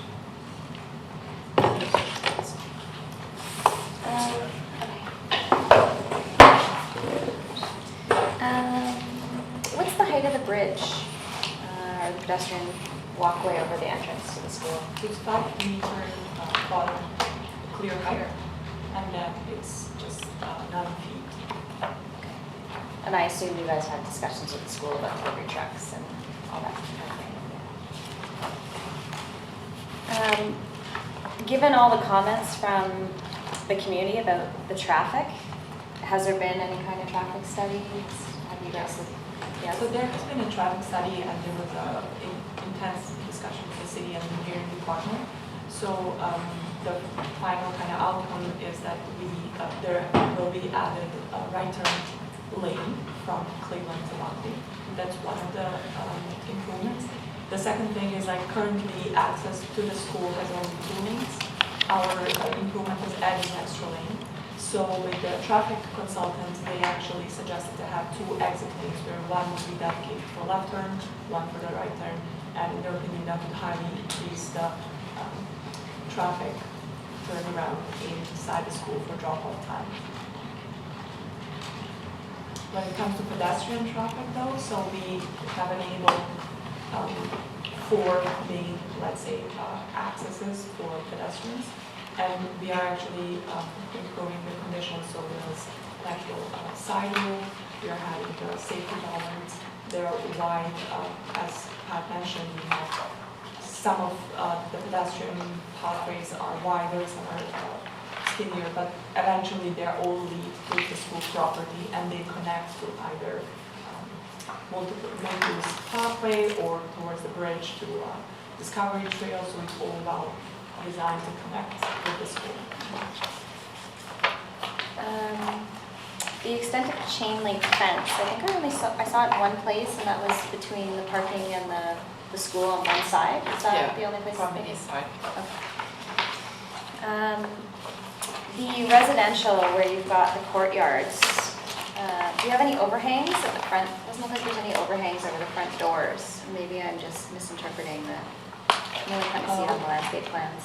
Sorry, that would be the apartment building. So Yeah. all the access to all its external bridges. Yeah. So basically, the bridge creates overhang in front of the doors. Okay, maybe I'm misunderstanding. Okay. And then there was a comment from staff about snow removal. Have you guys looked at how you're going to do snow removal on all the courtyard areas, I guess? Well, the courtyard itself, it's semi-covered, as I mentioned. Like, so there are these, so all the corridors are exterior corridors, and you can see it from the entry unit. So those corridors are basically covering the entries. So the interior courtyard is sort of covered. I would say 30%. Is it? Sorry, am I missing? Maybe I can't see where that is. Show the section CC. Right there. Sorry, which page? There's no page number. So Yeah. it's up on the screen now. Oh, I see. Okay. And then, in addition to that, I mean, general snowfall, like we did not really consider the actual removal of the snow. Of course, each resident, they have private patios, they would be doing them themselves, right? Right. We're hoping that, given the size of that kind of, or the width of that the courtyard, there wouldn't be too much snow accumulation, and being, as we selected those cement pavers, it would be hopefully fairly easy to clear that snow. And there are some areas on that courtyard level that can be used for basically kind of piling the snow and keeping free access for all the residents. Could you heat trace maybe the center of it or something? Possibly, yeah. There's an area of high traffic, certainly, Yeah. yeah. Those are all my questions. Thank you. You had mentioned on the multi-path there was an existing bridge. What's the nature of that bridge? It just crosses a little ditch. Okay, it's just a small ditch. It's not a Discovery Trail that exists right now. It's like a little bridge that connects to the Discovery Trail network. And then I'm wondering if on the ground plane, as you go under the over the skywalk. You have a 10-foot wide walk on one edge and 5 foot on the other. What was the rationale for those proportions? Well, we wanted a generous walkway where we thought the bulk of the children would be traveling. So, and it could accommodate kids on bicycles and mums with strollers, and that would be the primary route. Okay. And what was the material that would be used under the ceiling of the bridge? So we would definitely consider underside of the entire parking as 6th elevation. So that would be designed with lighting fixtures, etc. And the bottom line would also have either wood, not actual wood, like a metal wood grain, or some precious panels with wood grain. So it would add the softness of the actual underside. Okay. And then the bridge itself is for vehicular access. Is that what it is, to connect the two parkades? That's correct. It was just too challenging with the thinner wedge, I guess, of the site to get a parking ramp up and create an efficient parking configuration, so we bridged it across from the second one. Yeah. Okay. Thanks. Some more questions? Thanks. Okay, questions are speaking about that existing bridge on the trail, was there any consideration to relocate that and keep it straight to connect to Cleveland, instead of, it looks like it comes down Cleveland, comes into the property and then jogs up to hit that bridge and then comes back? Was there any consideration just to keep that through, and so you're not walking and doing a 90? I know that the multi-use trail, it looks like it's off-site, correct? It's off the property, it's school property. So the multi-use, there could be an opportunity to straighten that out, I guess, to connect to Cleveland. Was there any discussion on that, or Well, you're just trying? multi-purpose park is not really technically, it's not in our property. Right. So where it will end is really not up for us to decide. Yeah. So if the proper continuation would be to connect to Cleveland Avenue, we would totally be fine with that. Right. I mean, we don't have any objection. But our main goal was to connect the Buckley Avenue with the backside on more than one way, so to make it more pedestrian friendly and permeable. Yeah.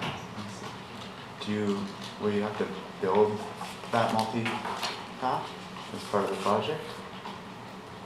No, it's not part of the development cost to do that. Just to clarify, it's a new thing that cropped up. Okay. Great idea from staff, as discussed. Originally, in our previous discussions, there would be a bike lane, a protected bike lane, all along the Buckley frontage. So we all felt that it was safer, better connection to existing trails if we moved that to the north side. So our expectation is that we would be contributing what is the cost to do that protected bike lane, doing that. And certainly there are many ways to do multi-use pathways, and we're just suggesting a location. The school may want to tweak it or even continue it up to the high school, which makes some sense. Right. There's no sidewalks whatsoever right now along Buckley. So so that would be the intent. Okay, great. See the daycare, there is a daycare proposed with an outside area for kids to play, and it's fenced. Is there any consideration of portion of that outdoor as a roof, so protected, covered area? I think the Vancouver Coastal Health rules or whatever would require X percentage of the play area to be protected, and we would discuss that with the daycare Okay. as we go further along. Yeah. Is there any affordable housing component to this? It's all market. Okay. Okay, that's my questions. Derek? My question is, what green initiatives are you guys proposing? Housing standard? Well, currently there are no actual requirements from the city point of view of an actual certification or anything. Our design is, but our design actually provides a lot of these green features. One of them is cross ventilation of every unit. Of course, water, electricity, like standard, like LED lighting, and washroom fixtures that have dual flashing, etc. So pretty much the standard, let's say, fixtures. But it's not, there is no requirement for actual passive house only certification. I think the focus was primarily on, particularly the main building, was to have that split. And we saw it when we did the townhouse component, seeing that cross ventilation, that openness that they had. You know, the idea of removing a pressurized corridor, opening it up, having through ventilation for all units, and great access to natural light, I thought was a great thing. And then with regard to stormwater management, having the rain gardens at grade and the bioswales helped with that as well. So kind of went with more of a passive approach as opposed to a mechanized approach. So you guys basically have, you're going to bolt to BC building code, just that's it, that's the standard that you for the residential. There's no incentive, then you guys are not proposing to go to step level 3 or step level 5 or anything else. Yeah. Yeah, that's all my questions. In one of the renderings it shows that the signage is planted, and another shows it's not planted. Is it planted? The signage area is planted. This. Yes, so There's a yeah. wall. that's right, yeah. The previous iteration wasn't, and so there was a discussion with, I think, with planning staff was to soften that edge, because that is one of the sort of main point you see it as you approach the development. So the idea was to create a green screen and help that kind of integrated with the signage to soften up that. Okay, and then similarly, you've got these sort of mesh panels that are going to be along the facade in front of the facade. That there's going to be some vegetation growing down or growing up. Is that proposed? I didn't really see that on the. It is proposed, yes. So it's going down, so on a podium level, we're going to have random planters, and plants are just going over, and the mesh will actually pick up the plants, will be like a background for the plants. Okay. And is it,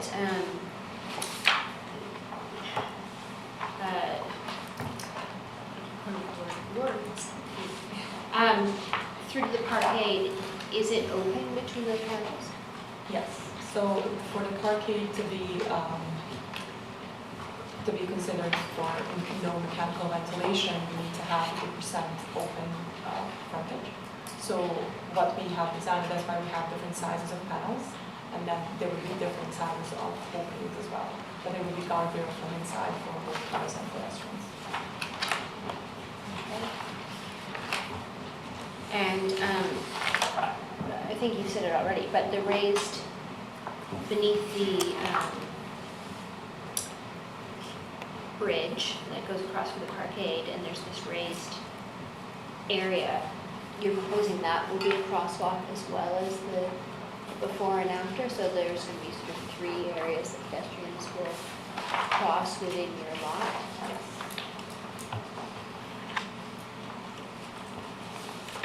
I think it's critical that within that intersection there's obviously a consideration of service vehicles, commercial visitors, residents parking, dropping kids off at school. So we anticipate to be quite a busy intersection. So that's where we work with the transportation consultant and the city district with regard to traffic calming and kind of doing our best to kind of just regulate that space as best as possible. And it's not just the materials of choice, it will also be in terms of lighting. In the evening times it will be appropriately lit.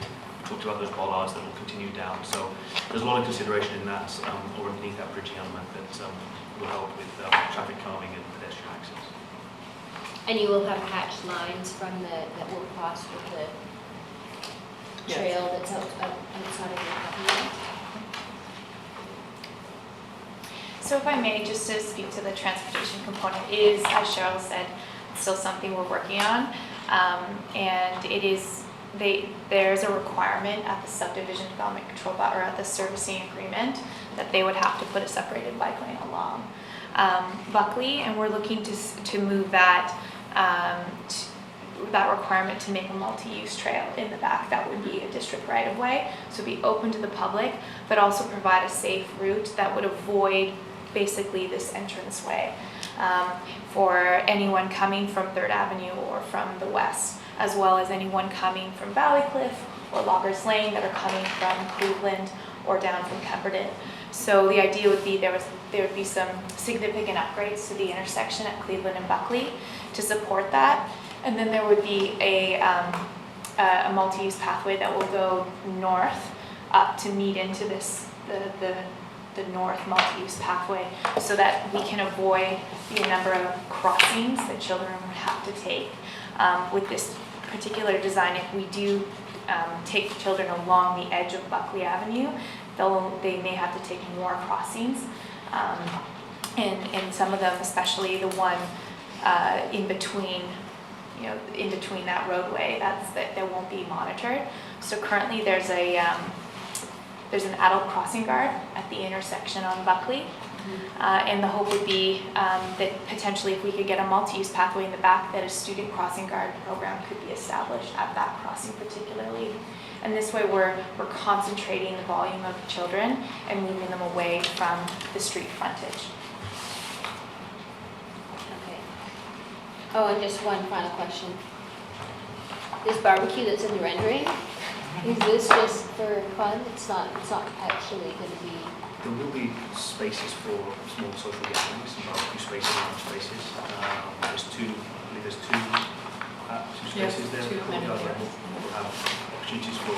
Yeah. But you're not proposing that people don't have their own barbecues? That's a private barbecue. This is a private barbecue? Correct. Yes. There's no public amenity barbecue. Okay. That's all my questions. Okay, any other quick questions before we move to comments? Hearing none, let's move on to comments. Chris? Challenging site, so I commend you. I'm sure it's an arduous process to deal with quite a lot of public input on this one, so it's an ambitious one to bite off. I think the housing typology is really great, and I generally support that. It's got lots of light, and I like the exterior circulation and social space. So I think the housing units, albeit I think it's a little high, I know it conforms with C4, so it's hard to comment on that, but the housing units I think would be quite supportable. I think it'd always be advantageous for you guys if there's a way to, if you're giving 3-bedroom townhomes, those should have more than the required parking. I know it's easy to just conform to what's given, whether it's energy codes or parking, but it would go a long way. So if there's a way to finagle half those, yeah, as much as you can. And I don't know what part of this discussion, this isn't really directed just to the client, but the crux of this project is obviously that access right through the site to the school. And I think that if there's a way to eliminate that access to the school through that, and it was just access to the commercial and to the parking of the site, it would alleviate quite a bit of strain from parents and children and advocacy groups. So if there's a way to have another vehicle access for the school directly off Buckley, I think would be beneficial to the whole project, to the school. It might be a major infrastructural piece, but I think it's, if it hasn't been explored, I think it definitely should be. It should be pushed. Because then I think all the civic kind of moves or pedestrian moves of that entrance make sense. Right now, you've got so many crossings of that main tunnel, whatever you want to call it, and then a roundabout, and that at 8:45 every day and 3:45 every day. Even if you have those 3 lanes, I mean, I just think it's going to be a nightmare for commercial people trying to get out at those times. So I think there's got to be another solution. I think that's going to be the make or break of this project. And equally, I think that elevation where you have the chain link fence on the back of the parking, I'm sure you guys could come up with a more articulated or architectural solution to that, whether it's the perforated panels or a play of the cementitious and wood grain screens coming down there and more plantings. I'm sure that would alleviate a lot of the concerns from people, because that's a pretty prominent pickup space for the kids, so I think there should be some more attention given to that. I think on the Cleveland corner, the scale of the building is fine to me, the commercial spaces, but I think as you're wrapping that same podium, just gets the same blanket treatment of scale and anodized aluminum kind of storefront, and I think it doesn't fit that reduction in overall height that you guys have done. So I think there could be some attention, albeit you have to be above the FCL. I think the massing of the building or the storefront scale, even for the daycare, should be different than it is on those bigger commercial spaces on Cleveland.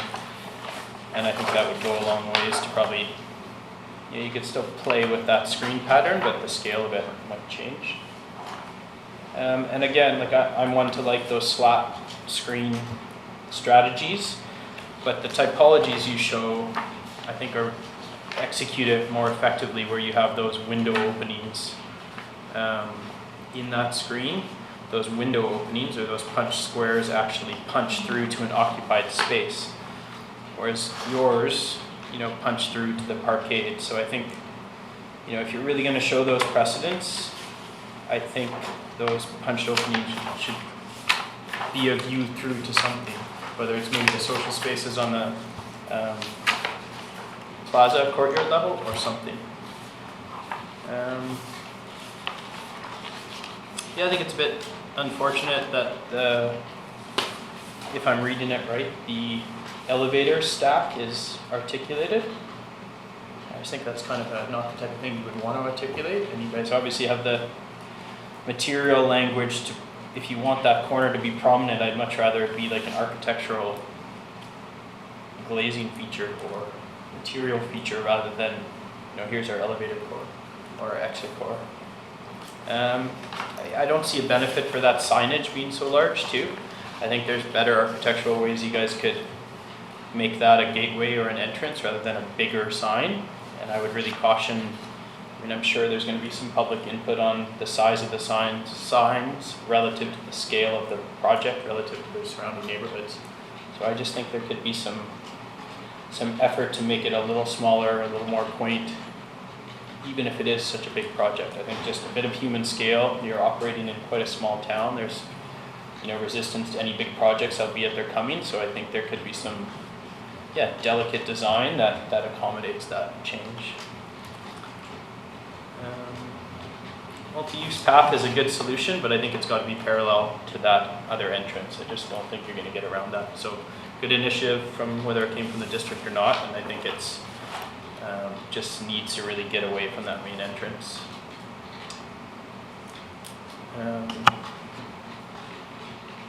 Again, for the colors that I brought up in the questions, I think it's a really great thing that we don't see enough of. We quite quickly go to these muted colors because they're safe and durable, but your precedents are great, especially near a school, especially near children. So it doesn't need to be, just a gestural entrance.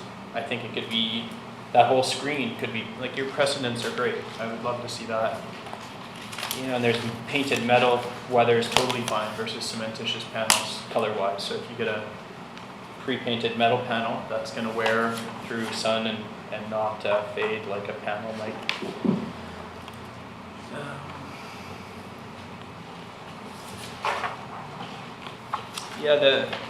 The daycare component, I think if you guys are going to throw that out there for planning and public, it's really got to happen. So I don't know how that gets finalized. I'm sure you've heard that comment. It's a contentious one in the district. So I think it's great and it's appropriate, a really appropriate place for it. But give it something special, whether it's the height of that or the outdoor covered space. I think a wood fence at the end of the site is just really unfortunate. It's glaring to me. It just feels like the most neglected part of the site, and it should be something really special. But then you also are going to get the comments of parent drop-off, different hours, where do they park, all those things need to be thought out. So great initiative, but I think it has to be thought out really well. and in a really complicated site already. I mean, maybe a daycare makes more sense on the plaza level or somewhere that's protected, and I don't know. Chris, I'd just like to speak to this, the traffic study does Sure. address that, and it does address the timing of drop-offs and everything, and about the typical times when residents will be commuting or when the childcare drop-off is. So it does address it, and it is something that we've been very careful to review. Just want to speak to that. Yeah, I think that's it for now. Big project? Yeah, great package. Thank you for such a great package, and I think you guys have done a great job in using this space, like tough site, creative layout, so commend you on that. Couple comments, just picking up on staff. I agree with the chain link comment. I think you can quite easily find something else to put in that area. Is it acceptable to give a comment about that? Because it wasn't addressed like properly. So the chain link fence actually came from the public input, and there is already existing chain link fence on the school property, at the property line. So the issue was raised with security of children and trespassing to the going from school property to parking. And that's the only reason that we said, okay, we can just extend that fence, and we included it. But generally, we personally would also prefer just to see like green screens, no chain fence or anything like that. I'm sure you can find something else that would deter the kids from going, that Yeah. would be a chain link fence. We should be discussing that. So. Yeah. Yeah. I sort of echo staff's comments on the use of the white material, especially where you're showing it on fascias, the roof, below decks, and maybe that's metal in those areas, but it's still gonna get dirty really quickly. And then you're showing it everywhere, and the planters all in the open spaces. So it's definitely clean and fresh, but it's gonna be really dirty and dated really quickly. Echoing the comments on just the colors of the screens, that you've used some great examples, and it would be nice to incorporate more color in all of these screens. Again, going back to the initial renderings in the package where the entrances are much more playful, the elevations are a little more playful, just more color. I would just echo that comment. I would think about the maybe snow melt or snow removal just in that residential area, just given how much snow we've been getting recently. Not too costly to look at doing. And then I guess the final comment would be, so the access to the school, I mean, there really is no other way by moving that to the other end of the site, then just, I guess, some sort of plan on how you're going to maintain access to the school during construction. So have to think that through, because that's going to be a difficult one, I think. That's all I have. Try not to be repetitive. Thanks for the package, it's incredibly thorough. I think we have a unique opportunity with this building adjacent to a school, so I echo the comments in terms of the colors and the treatment. There's an opportunity to be really fun and playful that maybe isn't normally afforded in terms of where the buildings are situated.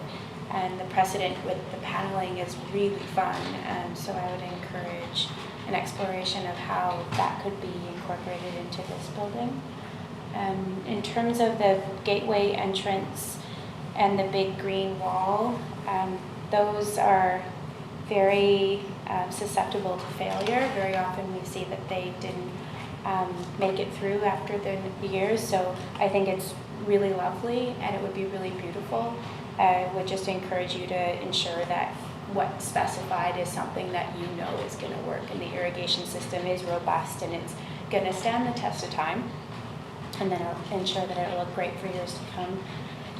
In terms of that entrance, I would encourage a little bit of exploration with that area, with that existing bridge and the multi-path and this asphalt path that's adjacent to the building. It seems that a study could be done just to see how all that works. I think that bridge could be rebuilt to become the width of the multi-path, maybe a nice continuous swoop as opposed to like these strong 90-degree turns, to create a really nice sequence for the kids and parents as they're going into the school area, and just really enhancing that entrance. Just with the pathway adjacent to the building, I think it's going to feel that you're embarking on the building's space as opposed to using this public path. So just take a study of that area. Equally, just along Cleveland Avenue, it looks to be quite a wide sidewalk, but I would encourage just consideration of maybe the second row of trees, and could that plaza space in front of the building also pair as a widened sidewalk opportunity? Great with change of materials, I think that's a really strong gesture, but maybe just taking another look at the tree orientation, just so that in the case of bigger volumes of people, there's a bit more flow opportunity in that corner. And then in terms of the overpass walkway, I would encourage just a really light, playful experience under there. Maybe it's real wood and lots of lighting, just to make it feel as big and breezy as possible. I think in January it could feel quite dark, so I'd encourage a lot of lightness in that area. And I think everything else was addressed. Thanks. Good. Great. My comments would be,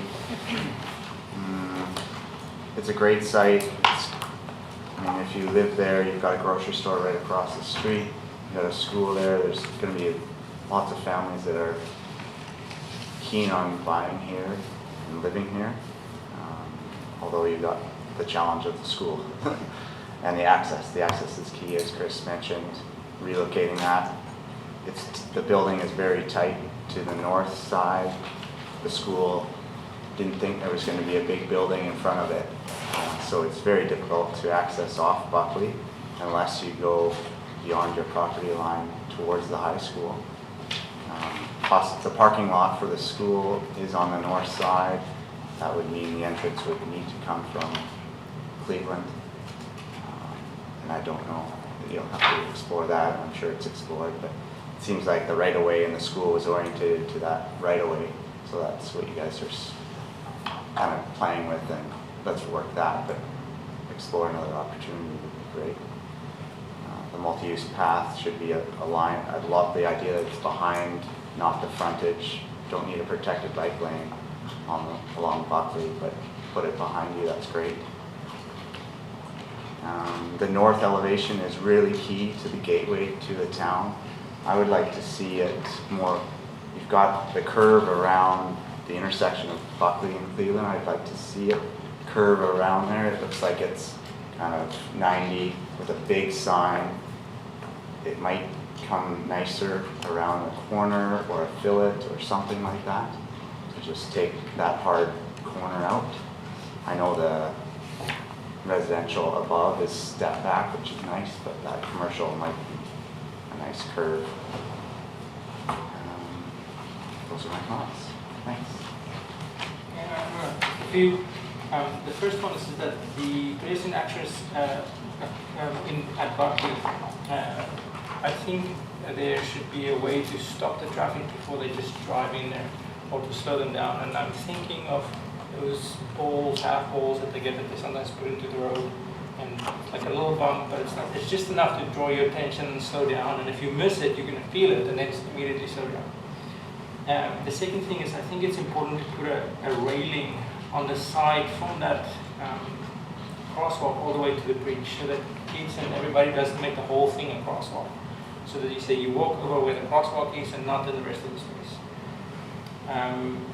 I think the ceiling could become a very important element because it's so visible. There's so much traffic going underneath there. I think it's important that that becomes a design element. When you enter from Buckley, you see the the parking, the driveway for where the cars go over, and there's some, in your design, you show some images there of planting. So from the other side, however, it doesn't seem like you show anything. And I think that's a great opportunity for some brainwashing for the kids, you know, like don't use drugs, or stay in school, or something. Make it something playful. Because at the moment it's just this black wall. I really enjoyed the shared access to the school and the way the traffic was, the way that the cars are accessing the site. I think it's a very, very creative solution for the restrictions that is on this. I don't have kids, so I will never experience if this is a great solution or not, but it really feels to me that it's addressing that.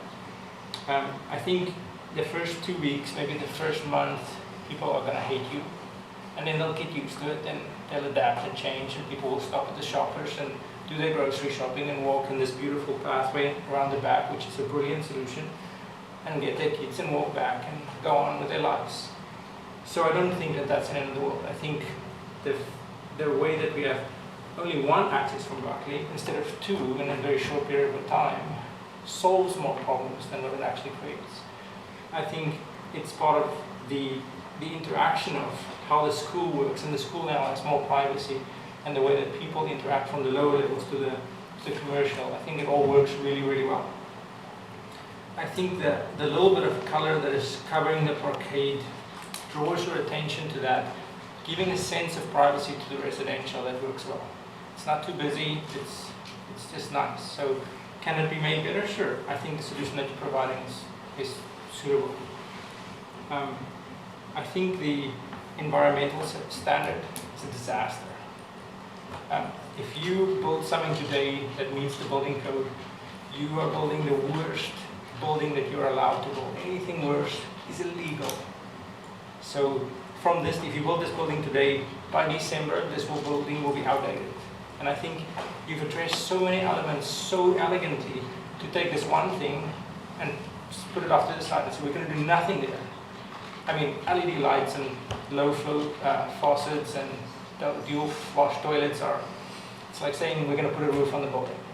It is like for a building that's probably going to be there for 100 years, to say that we're going to not investigate and review that and what is the cost implications and understand that it is from such a complicated solution that we found that sits so softly on the site. I have no idea how you guys missed that. So everything else I find very pleasant here, but that one element is just somehow dismissed. That's my comments. I have a question that I forgot to ask. On the, I think it's third level where it's pedestrian access across the bridge, and there are exit stairs down at the ground level. How do you access the patios of the townhouse units? Will there be gates? Will there? For patio, every townhouse unit patio has actually like a kind of a little entry gate. Okay, there is an entry gate. That was good. They have planters with entry gates on the planters. Okay, perfect. So I would just recommend that those gates be at least 30 inches wide, maybe 32, so that you can have be visible. I don't know, are they sliding glass patio doors that are going into those units? Or? Well, currently we are showing somewhere sliding doors, but generally they are sliding doors. Okay.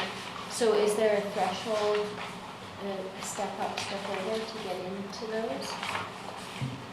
Well, we currently didn't really run into detail about layers or floor assemblies. I think it can be done both ways.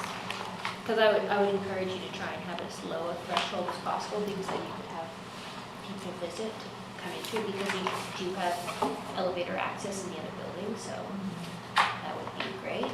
My other comment is in the commercial parking on the main level is at one of the accessible spots you moved over next to the second residential lobby, the other commercial space. so that if there is somebody who needs to get to that commercial space, I think it's parking 17, like glasses. Telling me the right thing. Yeah, that's, and then my other concern and thought was, I mean, the glass railings look lovely and the renderings are beautiful without anything on patios, but with barbecues going out there, some plantings, is that it might make things become suddenly a bit messy, so whether or not there is some way of having that bit of screening for so the barbecues go in there and they're not going to be clearing some of these pink planters, what have you, just so that it doesn't get messy. What else?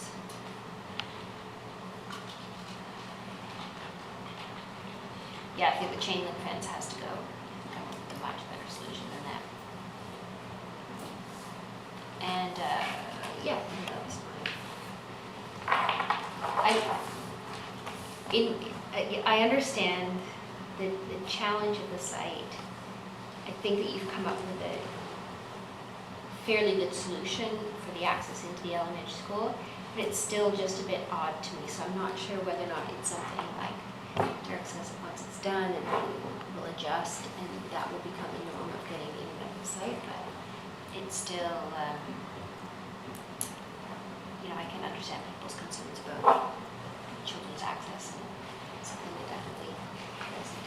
Yeah, and I think I just wanted to highlight again that the pedestrian scale and the cycling scale access are not intended to go through that. That would only be a vehicle access. So that's the point of the multi-use path. It would basically take all of that pedestrian and cycling traffic away from that entranceway and that concern. Right. Oh, my other comment was that there is one accessible visitors parking, is that correct? There are a number of them. Yeah, there's more commercial. Well, commercial we have 4, 2 in front of daycare and 2 in the other part of the parkade. And then at residential level, we actually have signal number 2, 4, 5. In the commercial, Commercial 4 and residential 5 accessible.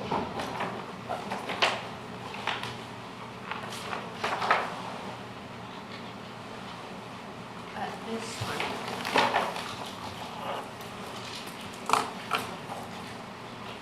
For sure. Okay. You guys need me for the vote? Yeah. No, we just have to do just the 5. We have enough hearing 5, including 1 architect. So you don't need me. So you don't, yeah, you do. They Thanks, usually Liz. keep it, you can go. Thank you. You have to stay. But, yeah, Derek has to leave by 5, so we've got 25 minutes to come up with Come up with a solution. You have to debate the entry. the entry. Sorry, I'm trying to do this. It's gonna be the last thing I ever do.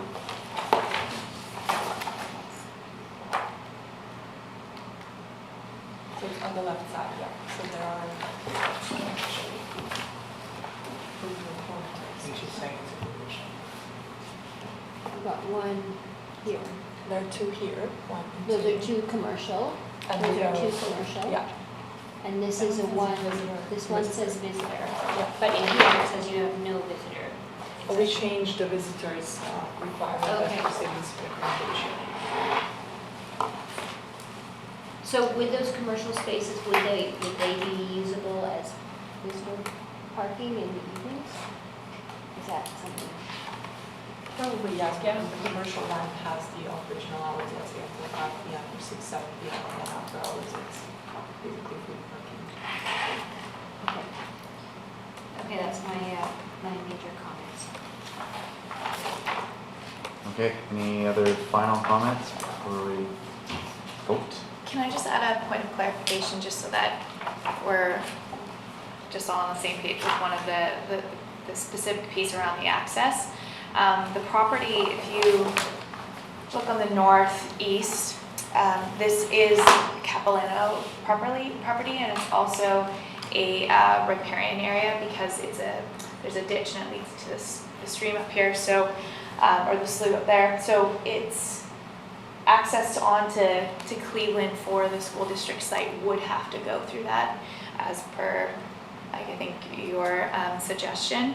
And then to speak to any other suggestions around having an access onto Buckley, which is would be further down. If you look at the alignment of the parking that the school district already has and the access that they would have, they would basically have to take away the park and the multi-use pathway, and they wouldn't actually, I'm not sure if they'd have the adequate width between the school and this particular property to even put a drive aisle. So just understanding the constraints of the site, and that, you know, another access has definitely been a comment that we've received, but given you know, school districts don't have a lot of funding and budget for some of these things, and that for this particular, you know, orientation of where the school is and the properties that are surrounded, there doesn't seem to be a solution. So if you can just keep in mind and make your comments reflective of this access, I think that would be fair to the applicant.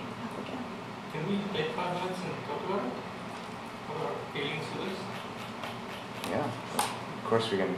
Of course we can talk about that. I question, I get it's a hard site, I get it's the only one being considered, but it doesn't make it sufficient. You know, like, I'm not a traffic engineer, but one traffic engineer and another one, they get hired to give you the right answer, just like an architect does, but it doesn't mean it's not potentially a problem for the community. I just know a drop off like at Garibaldi Highlands, where my kids go, it's a like gong show. People parking on the side of the road, people on the boulevard, the parking lot's not big enough, it's one in, it's one out, and I can see that backing up all the way to Cleveland into the new right-hand turn lane, and no fault to the architects, no fault to, like, I just wonder if it's, Are people not gonna trying to find a adjust to that solution. very quickly? Like, I don't think it's a choice, no, every day, Yeah. their school, it's a disaster, so. So just to comment on that, and I think it's not a part of this development, it's a concern of the school, it's a concern of every elementary school. It is a fact that elementary schools were just never built and designed to accommodate this amount of vehicle traffic. They are neighborhood schools, that's the intention of elementary schools. They should be walked to and they should be biked to. Work culture has moved away from that, and that we need to be cognizant that it doesn't matter how many parking stalls or how many entranceways you provide to a school, you won't be able to take the capacity of everyone driving and all coming within that 15-minute or 10-minute drop-off period. But we're There is adding no vehicles, significant commercial, residential, and daycare. That's Agreed. 3 extra programs to an already busy intersection at a pretty misaligned space, so. but people are also gonna drop off, instead of driving to a daycare now, they're gonna stop at one place and drop off their little kid and, you know, go to the shops and. Yeah, So this actually provides more parking for the commercial. Programmatically, I versus like it. This providing more Yeah. parking for the school. I think you're gonna get people parking in the commercial stalls and walking their kids to school, and, you know, Yeah. and not shopping is gonna cause Yeah. problems. It's just, I think Well, I and question it. actually- I leave it to the experts, I guess, of a parking engineer, but I just see it as, I mean, I think the design team's done everything they can to design around it in an elegant yeah. way. I just Yeah. question if it's Yeah. gonna cause a lot of problems. Well, and if people are driving down to drop off just at the daycare and they're not actually going into the school, then even just turning around within that parking on the left is gonna be tricky, It's gonna be a mission, yeah. So, right? Like you, Yeah. so say they're all full up, you drop off your kid, four-way stop, you're gonna back into this intersection, you're gonna back all the way up because it's all full and then come out. What a nightmare. What would you do? And you're gonna make that mistake only once, and next time you're gonna stop at the shoppers, bring your kid over, and then go back and pick up your groceries and go on with your life. yeah, but how many kids at the school? 500 and growing? Yeah. Is that the capacity at school? I don't know. That's gross. Yeah, so I guess maybe just to help enrich the conversation too. I mean, certainly, as Carrie mentioned, we're dealing with this at every school in Squamish. And so in partnership with PCC and the school district and others, we've been doing the Safe Routes to School program and looking at different strategies and designating safe routes. And the whole point is to get fewer people driving and more kids and families walking and biking to school. And so there's a whole bunch of different tactics that are being worked on at every single school, and it's been a really robust process. One of the key tactics is called like sort of identifying areas within the neighborhood that if you do have to drive your child, it's like a drive to 5, so identifying those safe routes and those areas where you can drop your child and then there's a safe walk for them and they walk the last 5 minutes into school. So there's, I mean, this is a community-wide process and push to around active transportation. And as Carrie said, like a lot, we're dealing with this at every single school, and I think it will, you know, any new development in proximity to schools will have to do their best to accommodate and try and mitigate those challenges, but we're never going to be able to completely deal with it until we actually manage, like doing the transportation and demand management and try and get people out of their cars.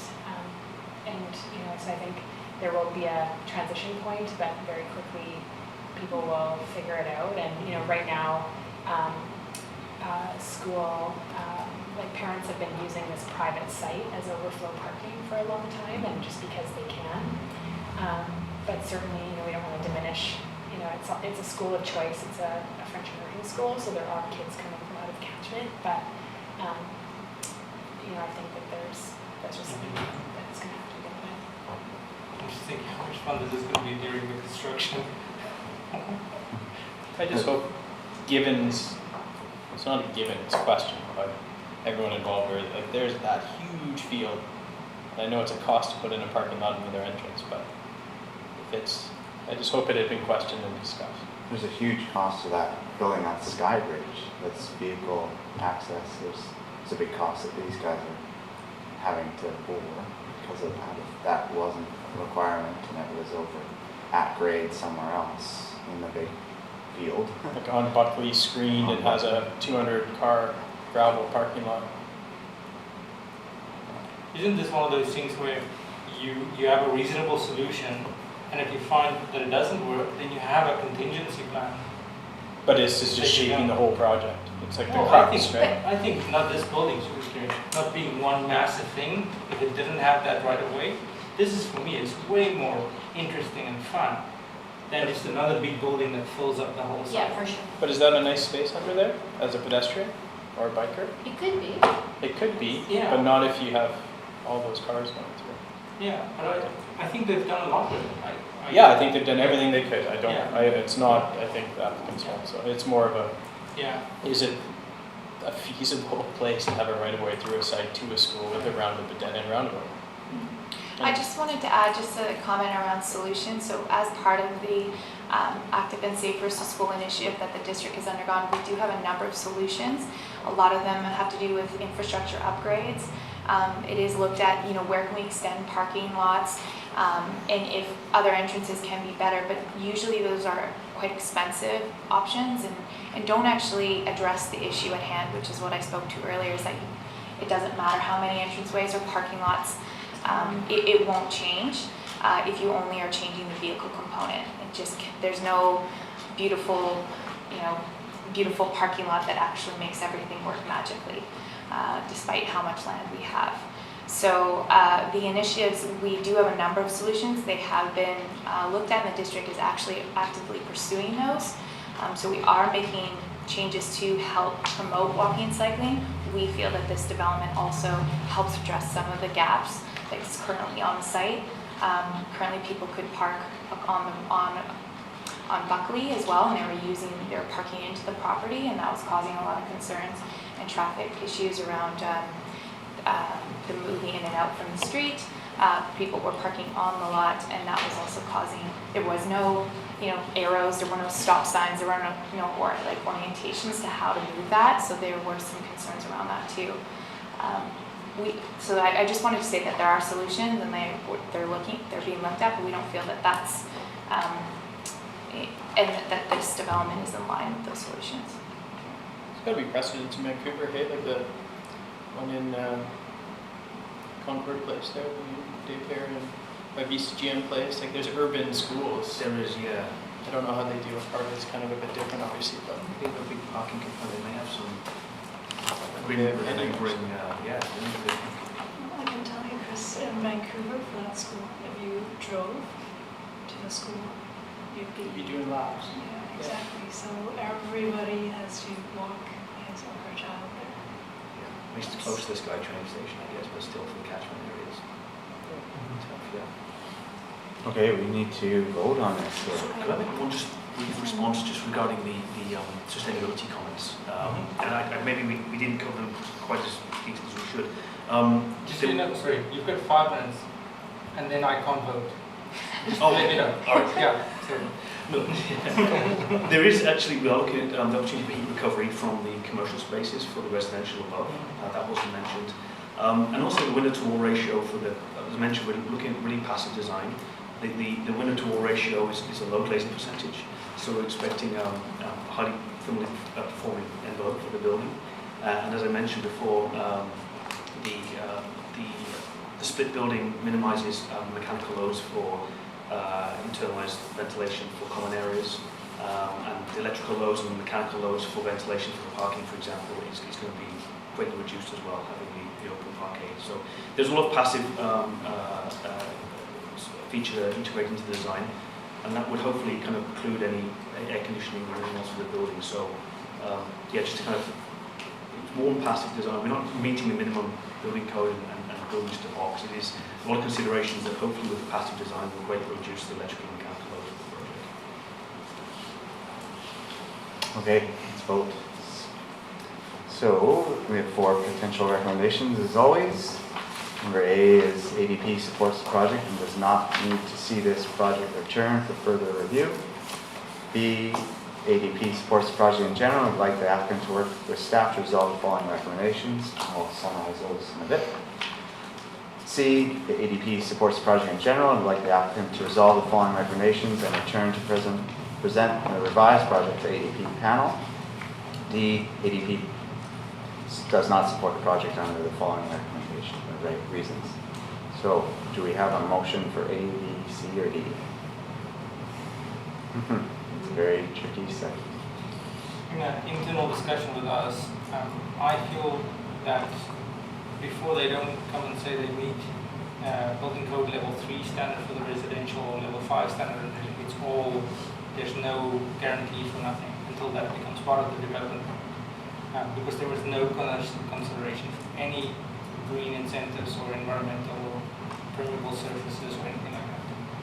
I just want to clarify though, we don't have any district policy that lays that out and requires those things, so it makes it very hard for us to regulate that, or even, we don't have guidelines that say that, and we are moving in that direction, so I think it's a valid comment to relate, but I don't think that's a comment that can hold back an application like this, just to clarify. All right, Then I would go to B. a motion for B Yeah. by Derek. Seconded Sarah. This is your chance, Chris. I would say C. Yeah. And I feel a bit bad and hesitant because there's a lot of work that's gone into it, and I know the time delay, but I think there's enough significant comments about the ground plane, which is really the most important thing to these sorts of projects. I think architecturally it's good, and residential-wise it's really commendable, but I think it just needs another once-over. There's too many significant pieces of just generic ground plane work and some challenges that I think need some attention.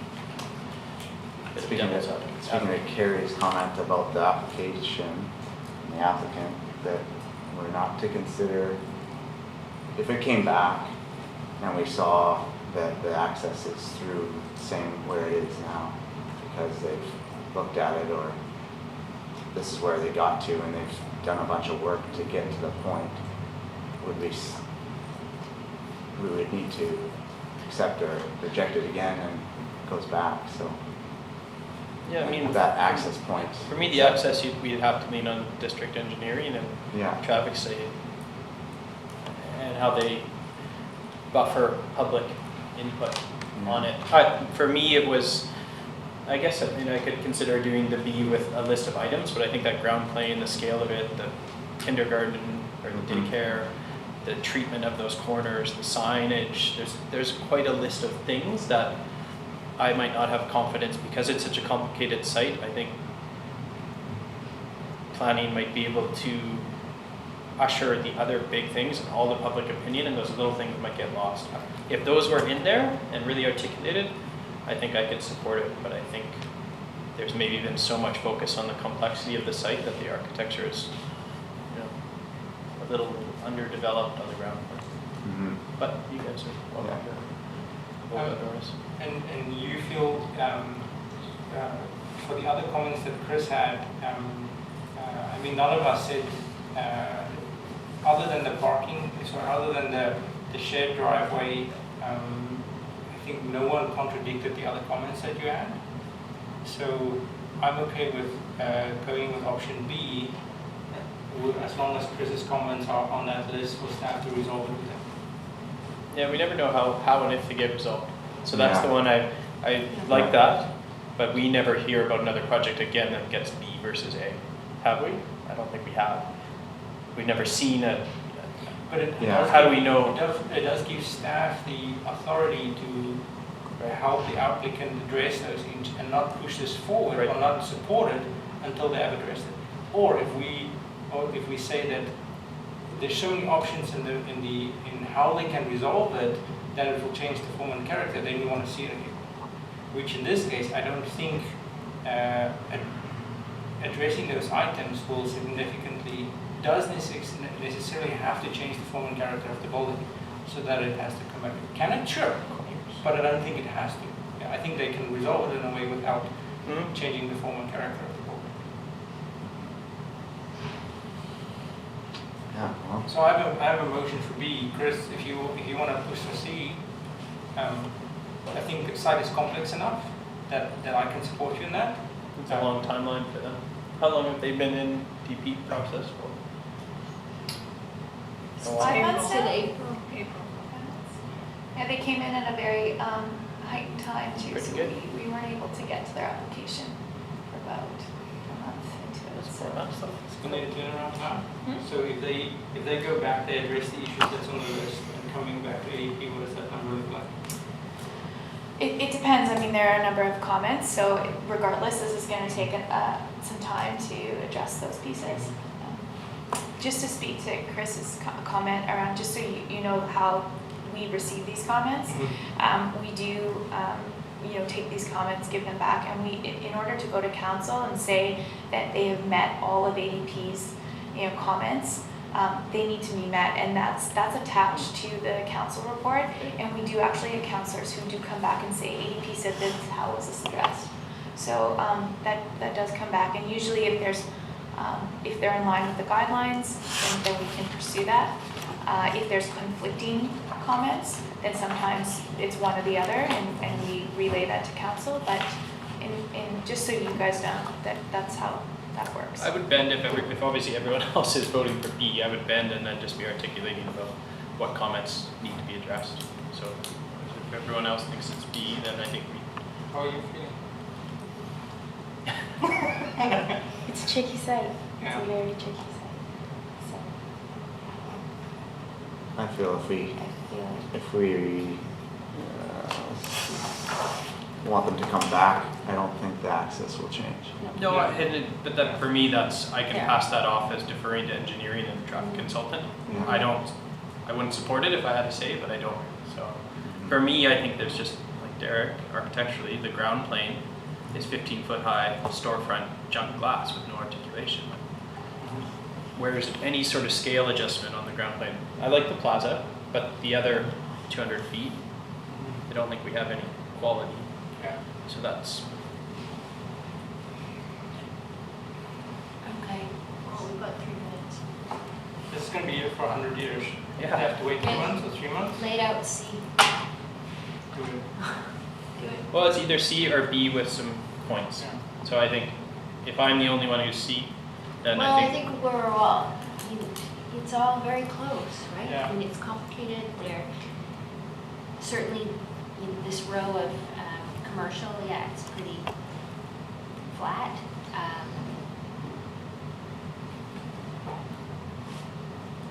Yeah, thank you. Very well. We don't need a unanimous decision to No. make a Okay. vote pass. So Carry. I'll put motion to be on the table again. Okay. Should we just get the comments read back?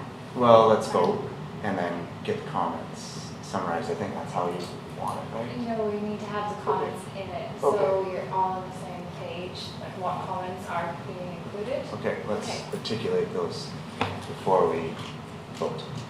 So the motion is B, based on the following recommendations, to be summarized as follows. Review the relocation of the access or some consideration is out of the table. So I'll try to summarize what I feel is what's been discussed. The north elevation, try to reduce the scale of that sign I saw, or create a curve along there. The chain link fence, there was lots of discussion on that, change that. More thought and creativity to the daycare space. It seemed like a neglected side of the development. Parking to the daycare was a big issue. The multi-use trail, entrance off Cleveland realignment. Signage, appropriate scale. There's a railing discussion at crosswalk. I don't quite. It's on the east crosswalk from Buckley to, The bridge, underside of the bridge. Underside of the bridge railing. Yeah, well, it's just on the east side of the road to prevent kids from just making the whole thing a crosswalk. Right, okay. Ceiling at that entranceway, it's an opportunity to make it nice. Animate the school side of the development. Colors, I heard. You can play on all that kind of stuff. Environmental initiatives.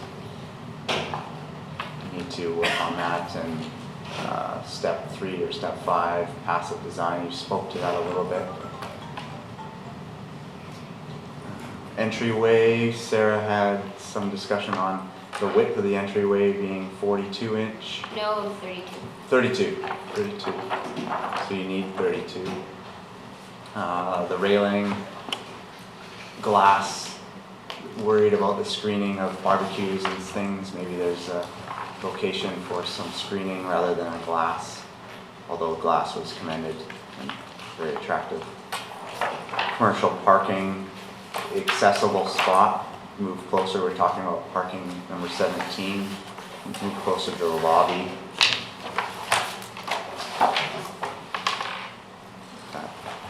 Chris, can you, We missed anything, Chris?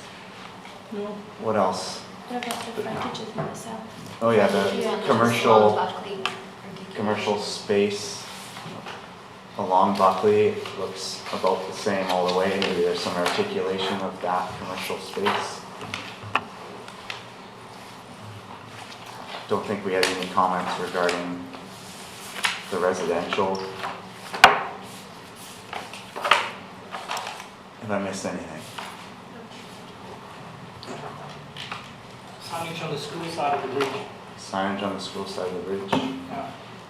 needs more, It just can be a little bit more interesting a than little more other things. interesting. Yeah, it doesn't have to be signage, it can be open so that people can see what's going on behind it. It can be anything, just something more interesting than the blank wall. Yeah. And the elevator shaft was a discussion, make that a little more creative. Or The underside of the bridge.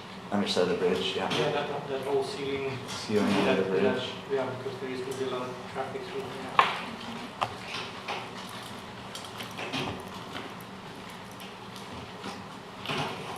Okay. How's that? So did I miss anything? I can think of, Carrie, you wrote everything down. Yeah, I'm going through it. I think Should have asked her to summarize it. Yeah. I should have just given you Just to these. read her summary, basically. Oh, the staff concern for white, you would support that. The white. White color, supportable. Yeah, the off-white. No, that wasn't it. Wasn't it? Oh, No, that was, it's sorry, Liz. that was Liz, yeah, And sorry. it's just about it getting Yeah. dirty, and I think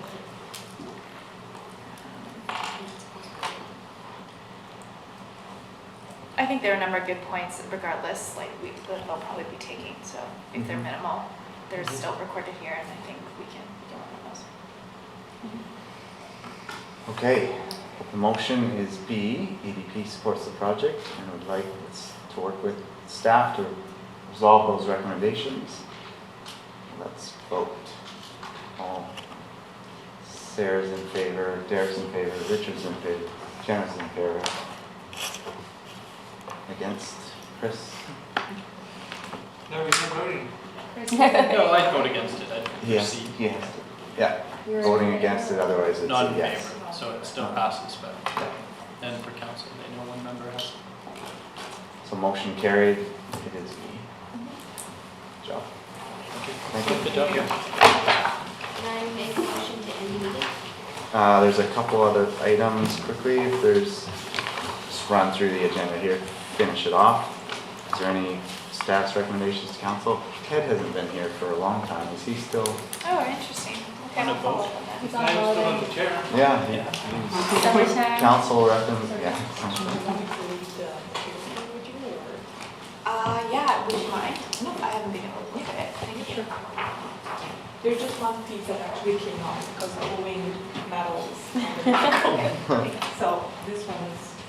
My ride is gonna leave, so I. Yeah, okay, let's adjourn the meeting.